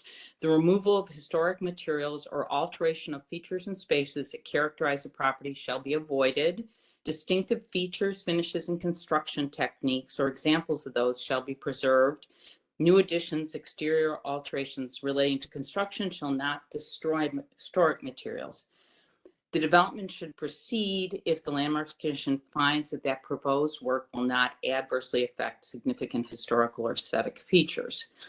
The solar panels as proposed for our house meet this standard. The solar panels for our house are proposed for the western side of the house and closer to the front because we have a large and beautiful tree in our backyard that shades the back half of the house. The neighbors to the west also have a large tree that shades our house as well. The proposed western location will give us solar access to the greatest extent possible. We have lovingly maintained this tree that is very old, and we don't want to remove it in order to get a benefit from solar panels. It provides benefits to both our house and the neighborhood. The panels as proposed will be flat and will be visible to this from the street, but not conspicuous. The front-facing cross gable will not have a panel. The proposed western roof is not front-facing. Our roof is not a prominent feature of our property. Not only is our house tall with 2 stories of living space and a full attic on top of that, but our house is close to our neighbors on the west side, a mere 7 feet at the closest and 14 feet at the most distance. We're also close to the street, about 16 feet from the porch to the sidewalk and about 24 feet from the house to the sidewalk. Because of the height of the house and its proximity to the sidewalk and to the house on the west side, pedestrians and motorists do not notice our roof.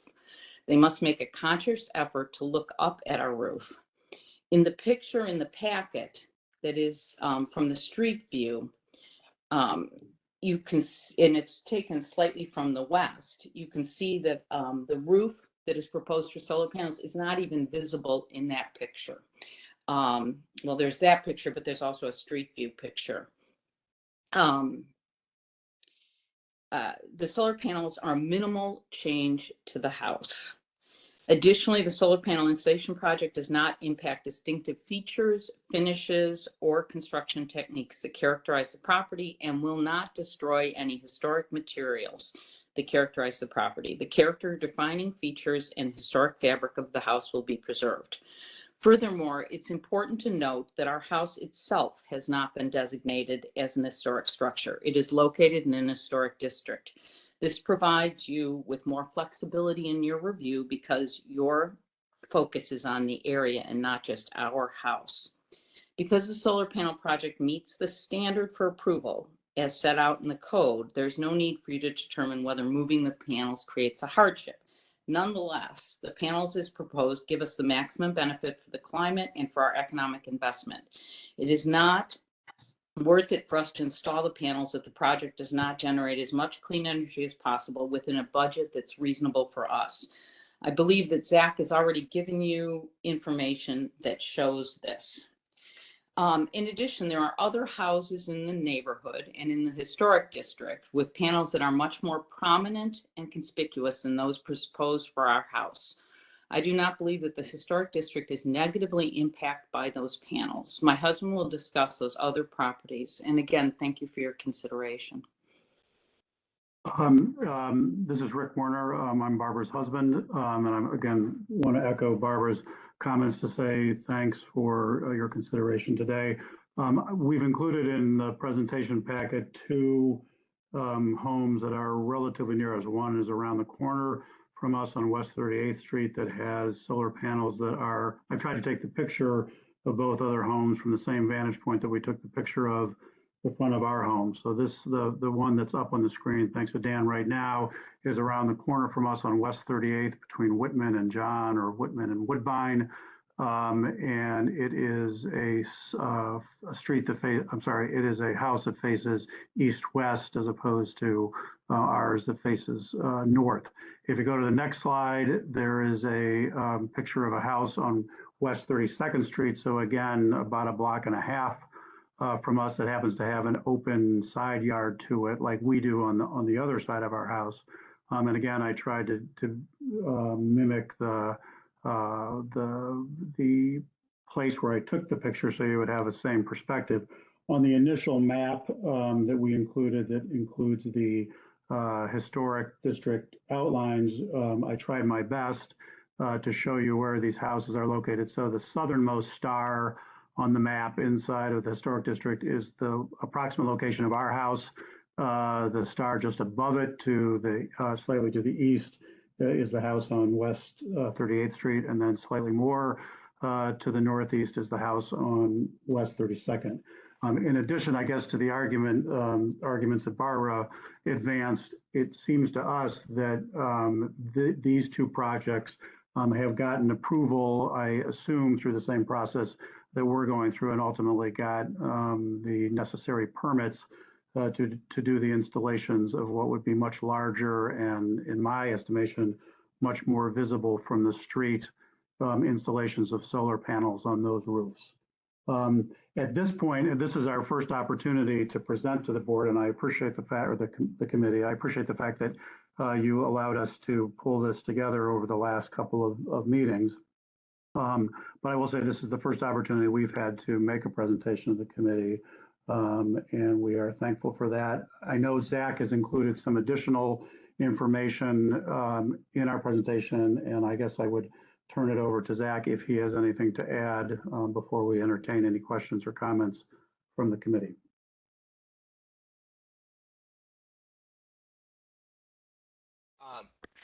Hey, it's good to be back with you guys, and I'm glad to have Rick and Barbara on along with us this time to explain their viewpoint of the project and their values. The rest of the presentation is basically, as you guys have seen before, it's just the original proposal. It shows their utility bill offset and their additional information relating to their return on investment. And I'm here to take any questions if you guys have any on the initial proposal or any solar related questions in general relating to the project.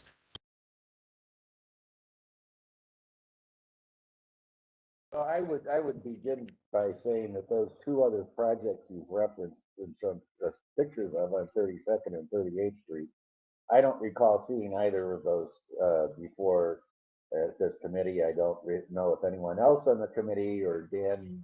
The one on 32nd, we voted not to allow. We did see the one on 32nd. We did not see the one on 38th. All right, thank you for that, Alex. And because in my view, neither of those would have gotten the support of this committee. And if somehow the Landmarks Commission reversed that and decided to allow them to do it, and they got the proper authorization, then well, that's up to them. And I certainly appreciate, as I think we all do, we reiterated what our charge is as a committee, and we're pretty familiar with that. So I've been here for a while, and I for one, just to keep this brief, would not support this on that section of roof near the front of the house. I think it's too far forward on the house, too exposed, as are those other two on 32nd and 38th Street. So in a nutshell, that's my viewpoint. I'm going to make my comments brief, but I am fully in support of this project as presented.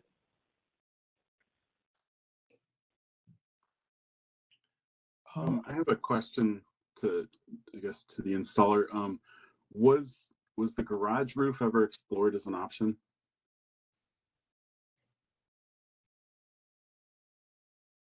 Honestly, I can't say for certain just because that would have happened at the initial consulting stage. Because if it is a detached garage, it would incur some additional costs for trenching and things of that nature. So once the project got passed down to me, it was just on the house, and that's all that I've been familiar with. Maybe Rick or Barbara could answer to that, but to my knowledge, it's just been on the house. I can add that we did, when we initially we applied to do this project through, I think, the Cuyahoga County Solar Co-op, and our neighbors to the east applied. They were the ones that actually made us aware of the fact that there was a solar co-op opportunity to be a part of. They actually were able to have Yellow Light install the solar panels on their garage. Their garage faces south and is not impacted by the tree in our backyard or any other tree. So I can say from our work with the person at Yellow Light who originally scoped out and did the research on our project, they determined that they could not make it an economically viable installation on our roof because of the tree above it. That's correct. The garage has some of the same issues with the large tree in the backyard as the rear end of the house has. Okay. On Google Earth, I mean, the shadow doesn't cast on the roof on Google Earth, but it could It's be it's a big the tree. hours. Yeah. Okay. I know that the Park Service does not approve solar panels on the front half of in your example, the front half of this house would not be approved based on national park standards. So I'm fine with the ones on the rear facing south, but the ones on the front half of the building on the west side, I would not be okay with. I do think you may want to explore the garage a little bit further and see if, you know, the garage looks like it's probably a little bit larger than the space you have up there, and maybe you can fit all of these on 80% of the garage or something like that. I don't know. I think the garage is probably something you should explore again as a possibility, but I do not support the front half of this building with solar panels. Thanks for your comments, but I will reiterate that the yellow light did not recommend that we move forward with the panels on the garage because of the shading from the tree. In addition to that, I did a lot of research on the historic standards, and the way our roof is oriented, it doesn't point to the front of the street. And there were many examples in the materials I looked at of roofs that were to the side facing, that were approved under the national historic standards.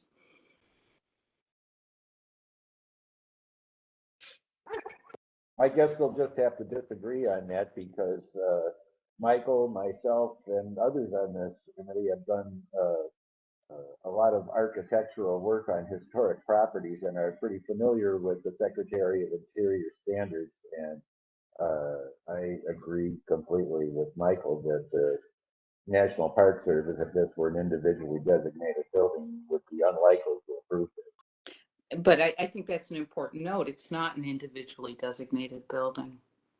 I think what you're looking for when the National Park Service views this, they look from the public right of way. So if you can see this from the sidewalk, that is the public right of way, and it is visible. They're not looking, 90 degrees from the front of your house. They're looking from all the angles that the public can see as they walk around the building. So this is on the front of the building within the public right of way, very much visible. They would be much more lenient if it was visible from the alley, a secondary space. That's not so much the front of the building and the public right of way.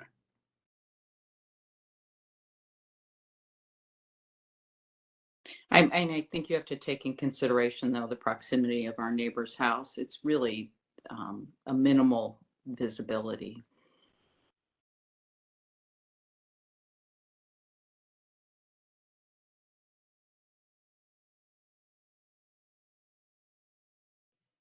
Well, that question is subjective. I think it's visible. I think so far the others who have commented on this believe that it is.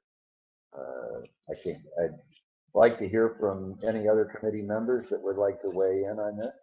Yeah, So go ahead. I'm torn on this, but at the end of the day, I think I have to agree with Michael and Doug. I have up on my other screen here the Secretary of Interior standards and the National Park Service page on solar panels and historic properties.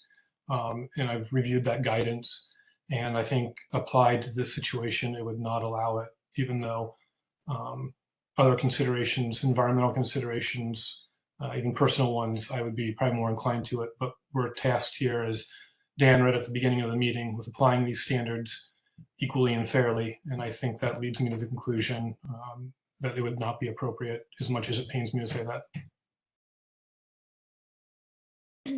I think I'll echo Alex that the standards are pretty clear about it being visible from the public right of way, unfortunately. And while I do really, really appreciate the environmental consideration that you guys have, I think it is unfortunately your house is not an ideal candidate for meeting this criteria in terms of your existing roof orientation and your tree, which are which I understand is also important to you. I just wanted to give you guys a little bit of insight on the two properties you cited as examples. The one on 38th is a new construction, so that's a much different consideration. That was built before, I think I think all of our time, maybe Doug, you were on the board at that time when that house was built about 10 years ago, but that is, new construction is a different consideration in general in the historic district. The other property I think sued to get that roof and the solar panels. I think they sued BZA, if I'm not mistaken, a year or two ago. So our committee and Landmarks also disapproved that.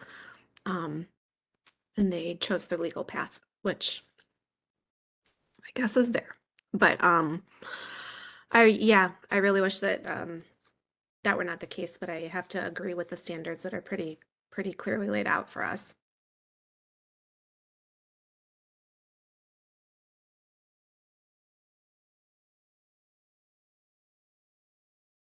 All right, if there's nothing else, I guess I'm prepared to make a motion. Please do. Okay, I move to disallow. Anyone second that? I'll second. Dan, please call the roll. All right, Mr. Frendorf, Yes. Ms. Land, Yes. Mr. Lozier, No. Ms. Marinucci, Yes. Mr. Sambury, Yes. Mr. Talley, and Mr. Wall. Yes. Mr. Chair, the motion to disallow passes. So, Barbara, Rick, if you want to take this to the Landmarks Commission, we can have the discussion. Just contact our office. I guess later today we can talk about that. But at this point, the committee has recommended disapproval. Thank you. And we do appreciate your consideration, and thanks to Ms. Marinucci for alerting us to the fact that the property on 38th Street sued. As two lawyers, we will be prepared to pursue that option. Thank you. Good luck. All right, up next, agenda item number 4, case OC 23-07, 3911 John Avenue, the garage addition, which we've seen conceptually and is here for final approval. Ms. Marinucci is the presenter, so I guess she'll be recusing herself, but not voting on this. No, I won't be voting on my own project. Thank you. You want me to go start? Yep. When you're ready. We're looking at 3911 John Avenue. I think did conceptual maybe a month and a half ago. We're looking at the garage slash kind of carriage house addition to the rear of this property. And for the interest of time, I'm not gonna go through everything thoroughly, but we had been approved in September of 2021 to do the restoration and addition or renovation in addition to this workman's home. This is what was previously approved. The intention of my clients was always to do a garage addition with a entertainment space and roof deck above. So we had an eye towards that when we designed the phase 1 of the renovation and addition with a little breezeway connector piece so that this could be attached units for them. This is a context photo. I've updated that since the last presentation as they have been continuing work on the first phase. So we have roof siding, or not siding, I'm sorry, Tyvek windows, the back massing, it's like a living room, and then the breezeway were not constructed the last time I presented. So those are there now, so you can sort of see a little bit more of the site and how the property kind of steps back with massing in accordance to the context of our neighborhood and the way that houses have developed over time. Next slide, please. This is context looking west. I think it's also, I noted last time, into John Court does have a variety of cottages, homes, carriage houses on the alley, as well as just garages, and as well as you can see here, open parking. Next slide. So again, just some of that rear context as construction exists pretty much today. Next slide. That's just from the front. I think that they also had made changes there as or progressed with the construction, so I included it. Next slide. Okay, so looking back at the first floor and the site plan, or I'm sorry, first floor and site plan, I added more site dimensions so that we could you could see how far set back. We're about 7 feet from the parcel line on John Court. And otherwise, the plans themselves have not changed. And I also included a roof plan for context. Next page. For the elevation, so the main comment takeaway was there's the trying to get that back massing a little bit more deferential to the main house and or a little bit more compatible with the main house. So our main move was to lower the roof line, doing so by kind of adjusting the floor plates really subtly, as well as the roof pitch on the kind of pop-up piece. There's other comments relating to the windows. I made sure that the elevations were drawn to scale here so that you could see that the window patterns are consistent with the sizes that are also on the house. We have, I think, 3 window sizes that are repeated throughout the whole property, showing lighting for scale. The Landmarks Committee agreed with, I think, most of the comments on this board, though I think Jessica can review that if I'm misspeaking. Next slide, please. And then we're just proposing a continuation of the same palette of materiality that was previously approved. So I think it's pretty straightforward to that to that end. That we're hoping that just the subtle kind of modifications to the massing will be acceptable for final approval. So I think that's enough for me. If you guys want to give me feedback or what you think. I'm sorry that this, for the first time you presented, I was out with my health problems, and so I didn't see this, but I'm struck by the overall mapping of this as a, carriage house kind of structure on the back, and one of the things I think would reduce the mass is instead of having that big knee wall all the way around it, if you could introduce some areas of railing or something like that, that would break it down a little bit, or to, that the third floor, stair enclosure goes all the way to the rear wall at John Court also makes it seem a little big to me. I know you've got that gable roof over the stair and so forth, and I didn't see what it looked like the first time, so I don't know what you did to it, but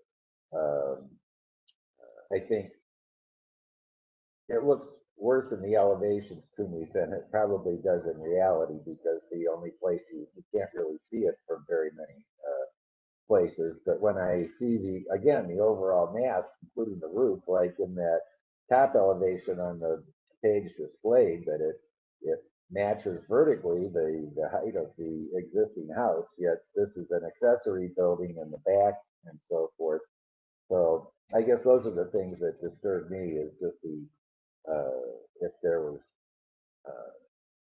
another way to handle that roof going up over the stair. Like, what if the slope of the roof followed the stairway up? It could be partly lower, it could reduce the volume of that roof, but I also see that you're trying to extend that roof out over part of the roof deck terrace area, so I understand what you're doing with that. Anyway, it seems to me the easiest way to address some of this would be you could introduce some areas of more open or different railing instead of that big knee wall going all the way around it.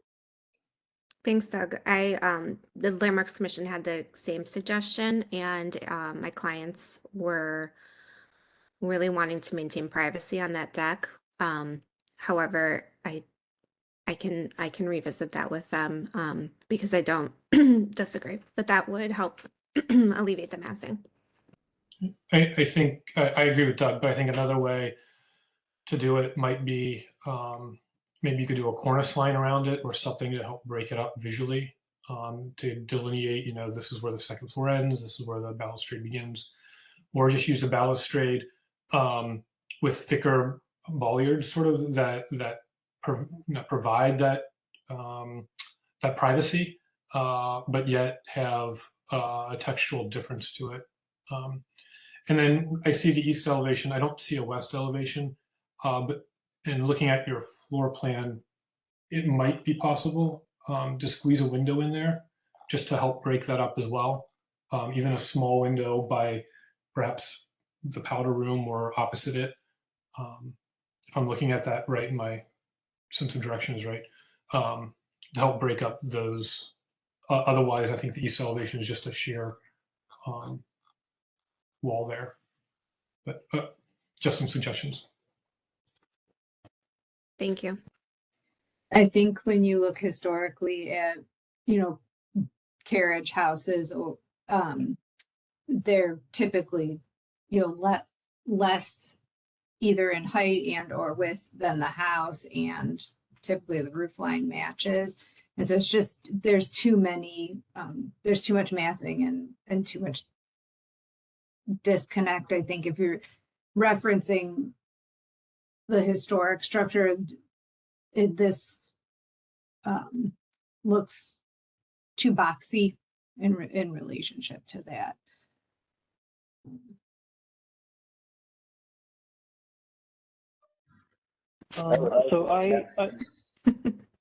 Did you try putting the powder room at the other end of the garage, at the end closer to the house, the breezeway, instead of on the back wall? That might, help provide. It doesn't.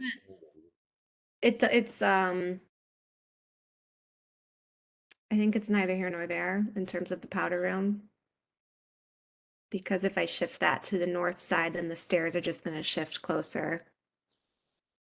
I don't know if that alleviates what the ask. I think stepping back the pop-up, if you're looking at that roof deck plan, so that it's a smaller landing, pulling it back could help more so than flipping the powder room. Okay, I would disagree with that. I would agree with that. Yeah, I think my thought here is if there's a way to detach the uppermost volume from the sort of the lower boxier volume, I think that would help with the massing a little bit. I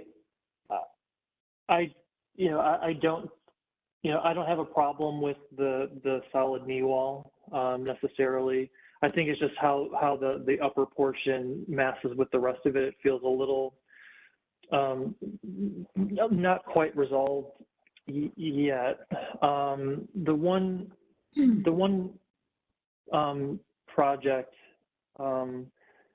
that I don't know how applicable it is to your project necessarily, but there's the newer house on Clinton that backs up to Wheat Court.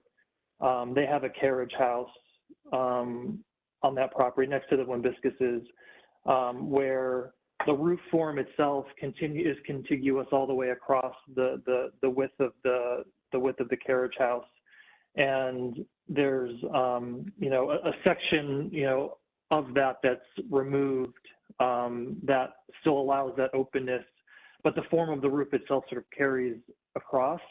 I don't know, from ultimately kind of the heights and all of that, on that particular carriage house.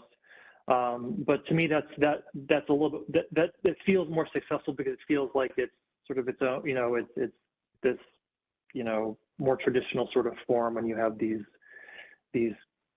pieces sort of taken out of it, cut out of it.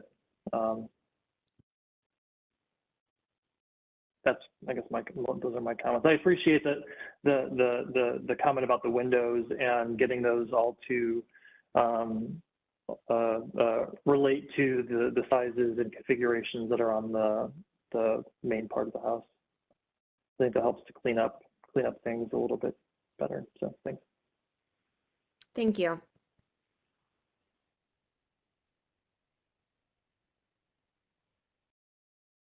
I guess I don't have a problem with the lower half of the building at all. I think it looks fine and fits well. Everything above the roof deck just doesn't blend together. I don't know if you put like a fake roof at the roof line instead of the knee wall, and have it covered in asphalt to match. That sets your balcony a little bit smaller, but and it's something to visually make it feel like not a box. Yeah, I don't know.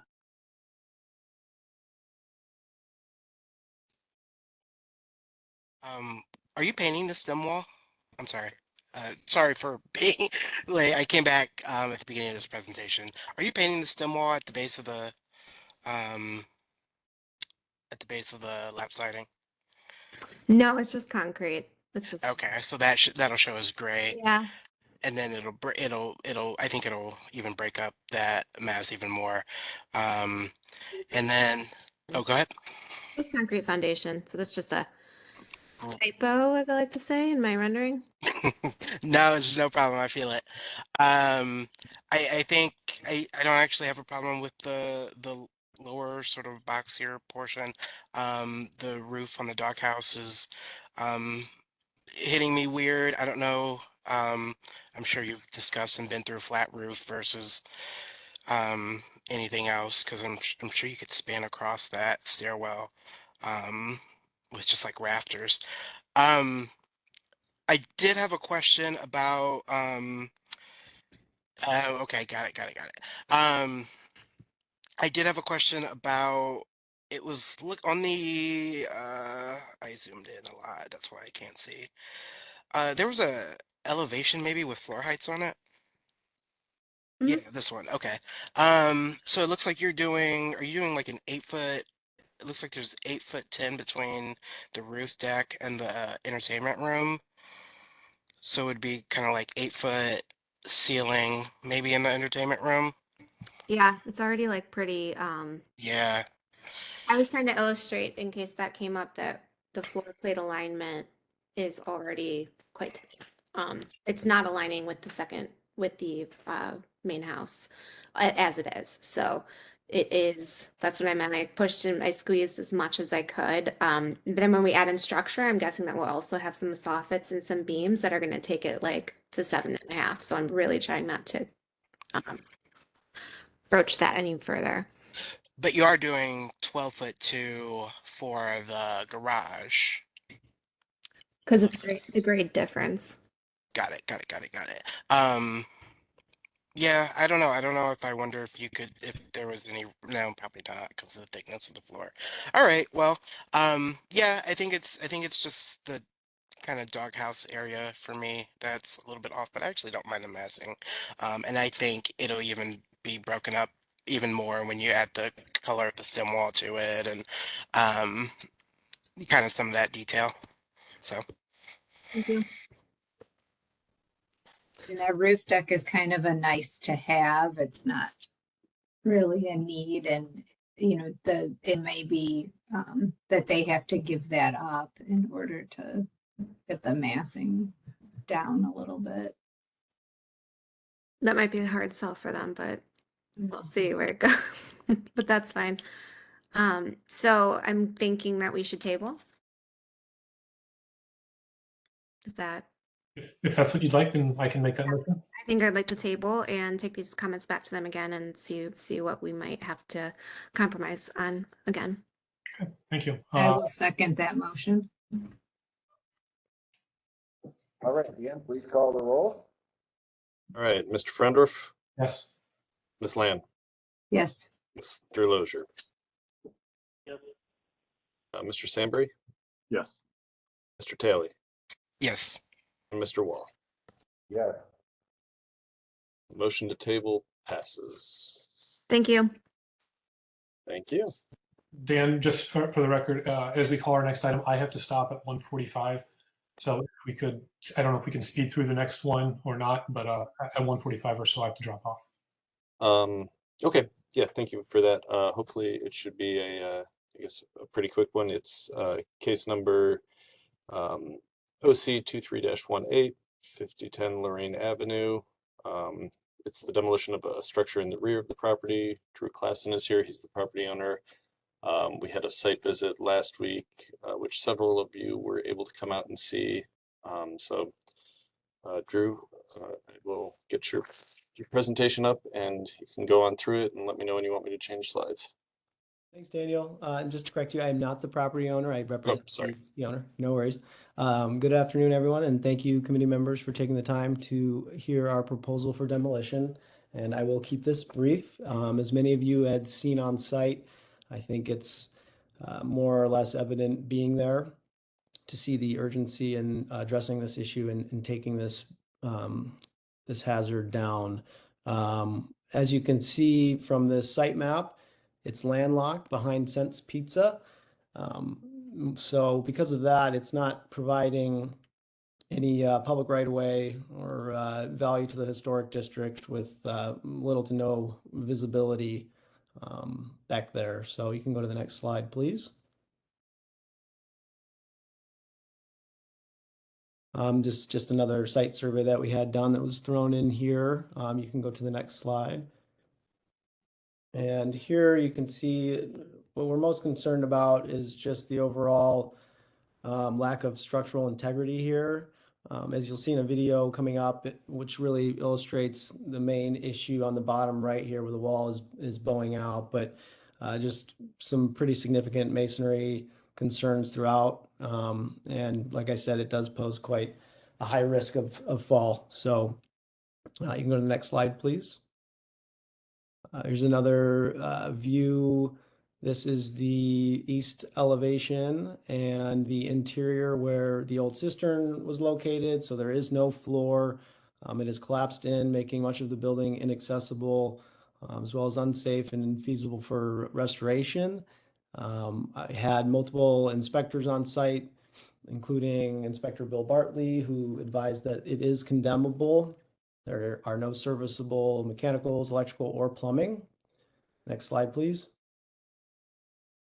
Some more images of the staircase to the second floor. Again, inaccessible. We have not been able to see up there. I know Carl Brunges had an issue getting up there and put his foot right through one of those stairs. So that speaks in and of itself there. Next slide, please. And this is just some video if you want to zoom through it. Shows the interior state, which is also in very, very poor condition. I apologize. I don't know that the video doesn't seem to be working as it's a PDF. Okay. Sorry. That's okay. I think many of you saw inside and can attest to the condition. And the next one is also was meant to be an embedded video, but shows another angle of that wall bowing out close to several feet, I would say, from where it's supposed to be. So finally, in the final slide, you'll see what we are proposing is green space. So I think this would be a great contribution to the historic district, providing some trees, some greenery, helping out with the Cleveland Tree Plan, as well as stormwater management and just overall sustainable improvement. So that's that, and I'll take any questions if there are any.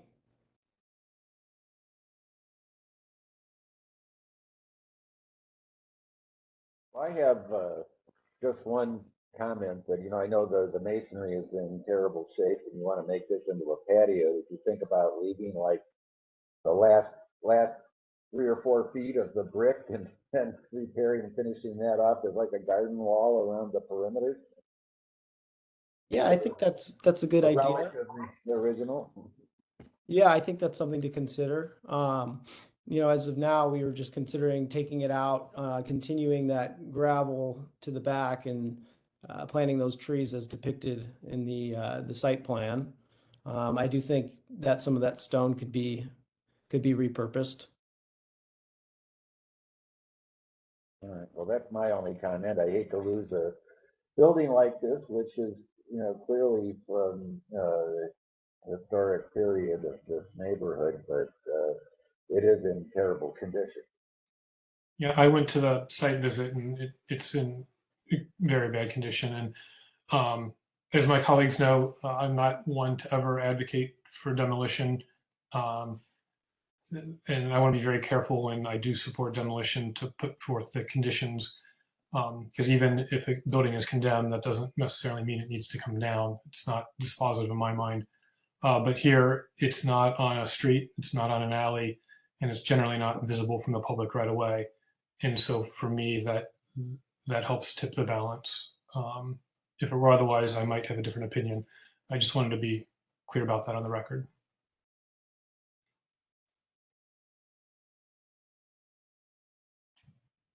So yeah, so I think I agree with Doug is what I'm saying. I agree. Yeah,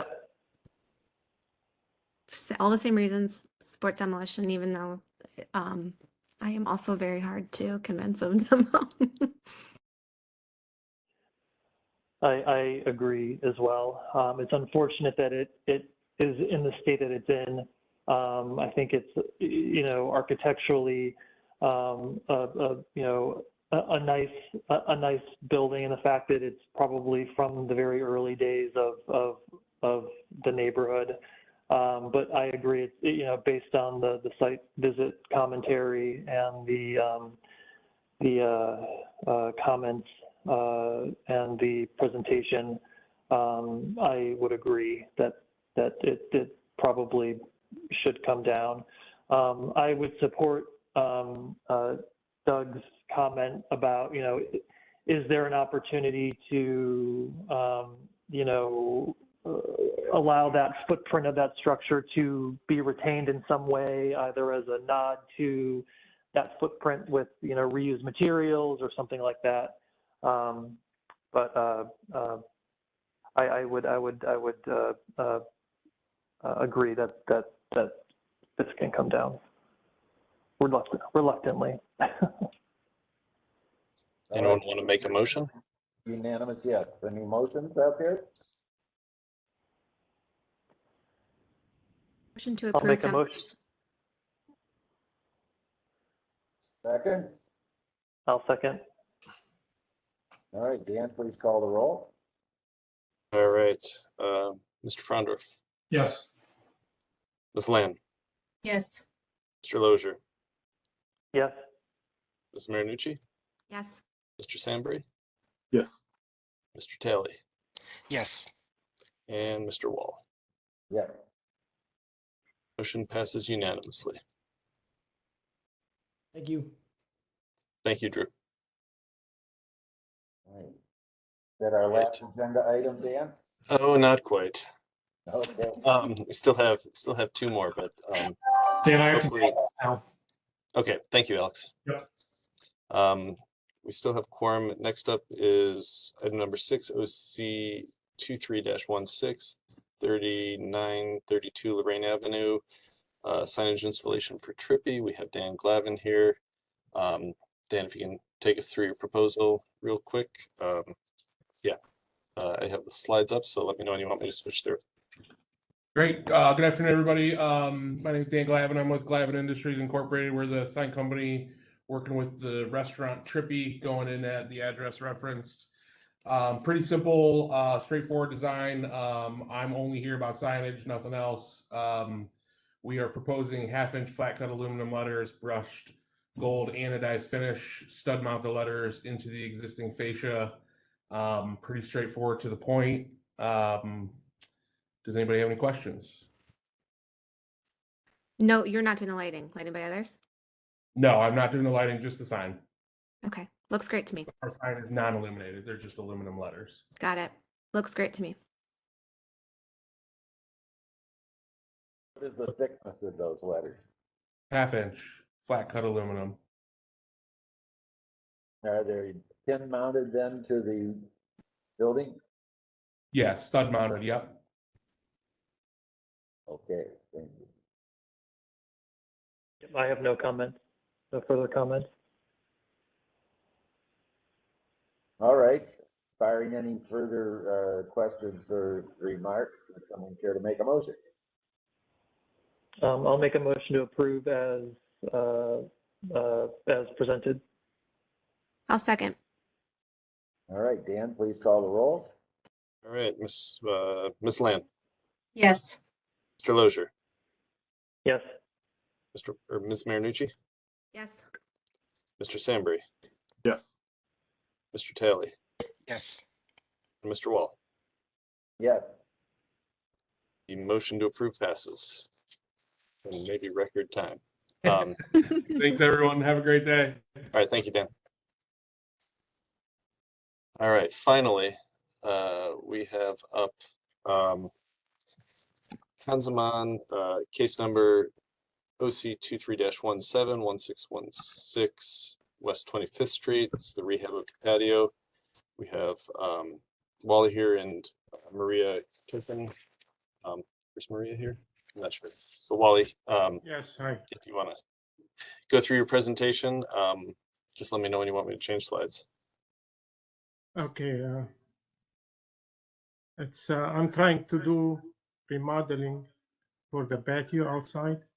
I'm trying to take the roof. It's a fabric and it's old and it's leaking. And I'm taking the side, the curtain. I want to keep it open because same problem, with the weather. It's there's a water coming inside and it's not good to use it. So I'm trying to make a flat roof and from the wood, making wood flat, and the side of the building, I'm trying to make block, like what do you call it? Stone. And fixing it, make it look nice. So I'm remodeling the existing patio I have, taking the roof, making a new one, flat, wood stain, and the roof it's wood, and around the patio it's a stone. Is the footprint changing from the existing enclosure? Any question? Is the footprint changing from the existing enclosure? They're waiting for me. You hear me, guys? Yeah, we can hear you. Can you hear us? Are you using the same perimeter that you I have can't now? hear nobody. You changing the layout of the patio itself, or is it the same size as it is What's currently? happened here? I'm not sure he can hear us. I can't hear nobody. I don't know what's happened to my computer.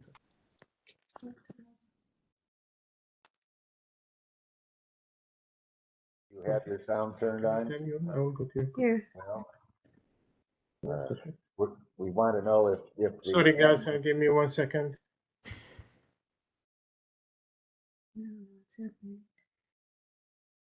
Hello? Can you hear us now? Yes. Okay. I believe the question was whether the footprint of the patio, so the parameter of it, if it's changing in size or scale compared to what's there now, or if it's going to be the same footprint. It's the same. And is the top of the enclosure solid or is it open like a lattice or a pergola? It's a solid. It's a solid. It's solid. Yeah, because most of the time we use it in the winter time, so it has to be solid. But it doesn't look like that from the rendering. The rendering, I see sunlight coming through and shadows from like a trellis kind of material. So that's not what I see represented here. You see can the shadow on the floor of all the wood opening, like the sunlight gets through it. That doesn't indicate a solid roof. You can put translucent like panels over top of it so that it's protected. It's still clear, but it's, you know, protected from the elements. Is that the intention here? That's why I was asking, is like, is there a clear, or what's the materiality of the solid component? It's gonna be the plastic one, the clear one. Like a clear, okay. What's the age of the building? Is the building itself is not historic, correct? No, it's not historic. Do we have a date on this building? Does anyone? Yeah, Oh. it's Are we in the so not quite historic yet? still in the historic district, but not quite historic. Quite there yet. Okay. But no wall enclosures, or are they No, gonna? I'm gonna keep it open for. Okay. No wall. You know, I last time we did it like maybe 6 years ago, and the idea when I do the review, they told me you have to have like it's good to have curtain to open it to close it, but it doesn't work with me. So you see how is it? The wind and the stuff, it's no good. So I spent a lot of money in that time and it doesn't work. Even the roof, you see how it's the design they did for me when I did last time. They asked me to do this design because it looked nice from outside. And it's same problem, you know, it's keep leaking and leaking because of the fabric. So I spent a lot of money like 6 years ago to fix it the way they want me to do it, but it doesn't work. So now I want to do it in a good material and good fabric, the wood, so I don't have to keep changing it every 3-4 years. Well, I think this stands to be a big improvement to the overall appearance from what you have now. But I think we'll need to see some more detailed architectural drawings showing, you know, the actual roof construction and, you know, the material that you're going to use over the roof. Is it corrugated acrylic panels, or, you know, what is it? What is the construction and size of those columns? What are the details of it, and so forth? So I think before we can make a final recommendation, we need to see that. I don't know, Dan, is this here today supposedly for final approval or just conceptual? Yeah, I think, you know, they were hoping for final, but there are certainly a lot of details that would still be needed. You know, before it would get through building and housing, it would need a full set of architectural drawings. So I mean, you know, you guys could table it to have it come back with those details, or since it's you know, basically a pergola with it sounds like a pergola with an acrylic cover on the top that'll be clear. You could make a motion to, you know, approve with staff finalizing the details, just to not add more to your large agendas. But that's up to you guys.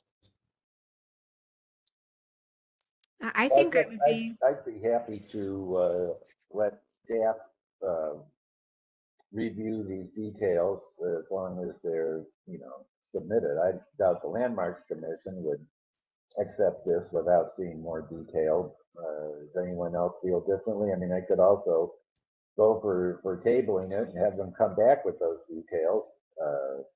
Antonia or anyone else like to weigh in on that? I think I would be comfortable with them working with staff. What I'm seeing here conceptually seems pretty straightforward, so I don't know that we need to, again, I do think it's to consider how packed our agendas have been. I think that would be to everyone's benefit. Yeah, I agree. I think my only other question or consideration for you guys is if you need any egress. I mean, is there openings in this patio for exits? Because I know that your current enclosure has like exit signage. Yeah, there's opening in the side. There is an opening? Yes, for the fire. Yeah, it's not really illustrated in that rendering, but I assume that so is it going to be facing the parking lot like this vision, oh my gosh, this perspective that we're seeing? Yes, it's the door. If you see here, where is the car? There's a door there. Yeah, this here, there's a door for exit for emergency. So there will be access On the Yeah. patio. Yeah. Okay. I think I can see it in that one. And any signage? No signage.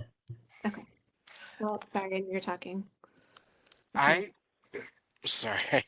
I would like, I mean, I know everyone seems to be handling it and stuff. I would just be curious about the details, and whether it's acrylic or polycarbonate and how that attaches, how that looks. You know, you definitely don't want stuff that's going to yellow. Building a slope into this a little bit so that it drains. And then I would assume you're probably going to have heat lamps or something out there for the colder times. And how those kind of go under it. I'm sure it can be handled with staff. Those would be considerations I would think that someone should double check. Someone on staff, Susan? Yes. All right, then, would someone like to make a motion to, and including the advisory to have staff work with them on the details? Motion to approve with the condition of working through construction details with staff. Second. All right, Dan, please call the roll. All right, Ms. Lamb, Yes. Mr. Lozier, Yes. Ms. Marinucci, Yes. Mr. Sambry, Yes. Mr. Talley, Yes. Mr. Wall. Yes. All right, the motion passes. So staff will work with the applicant to finalize all the details and kind of ready them for permit submission. And I Thank you. think that's our last agenda item. So Right. another long one, but we made it before 2 o'clock. So Technically. technically, yeah. 2.5 hours. Well, hopefully we don't have this as a regular occurrence, but thanks for those of you that stuck with it to the end. Thank you, guys. Thank you. Thank you. This meeting of the Ohio City Committee is adjourned. And Thank you all very we'll see much. you all next time. Thank you. Thank you. Great. Bye-bye. Thanks, everyone.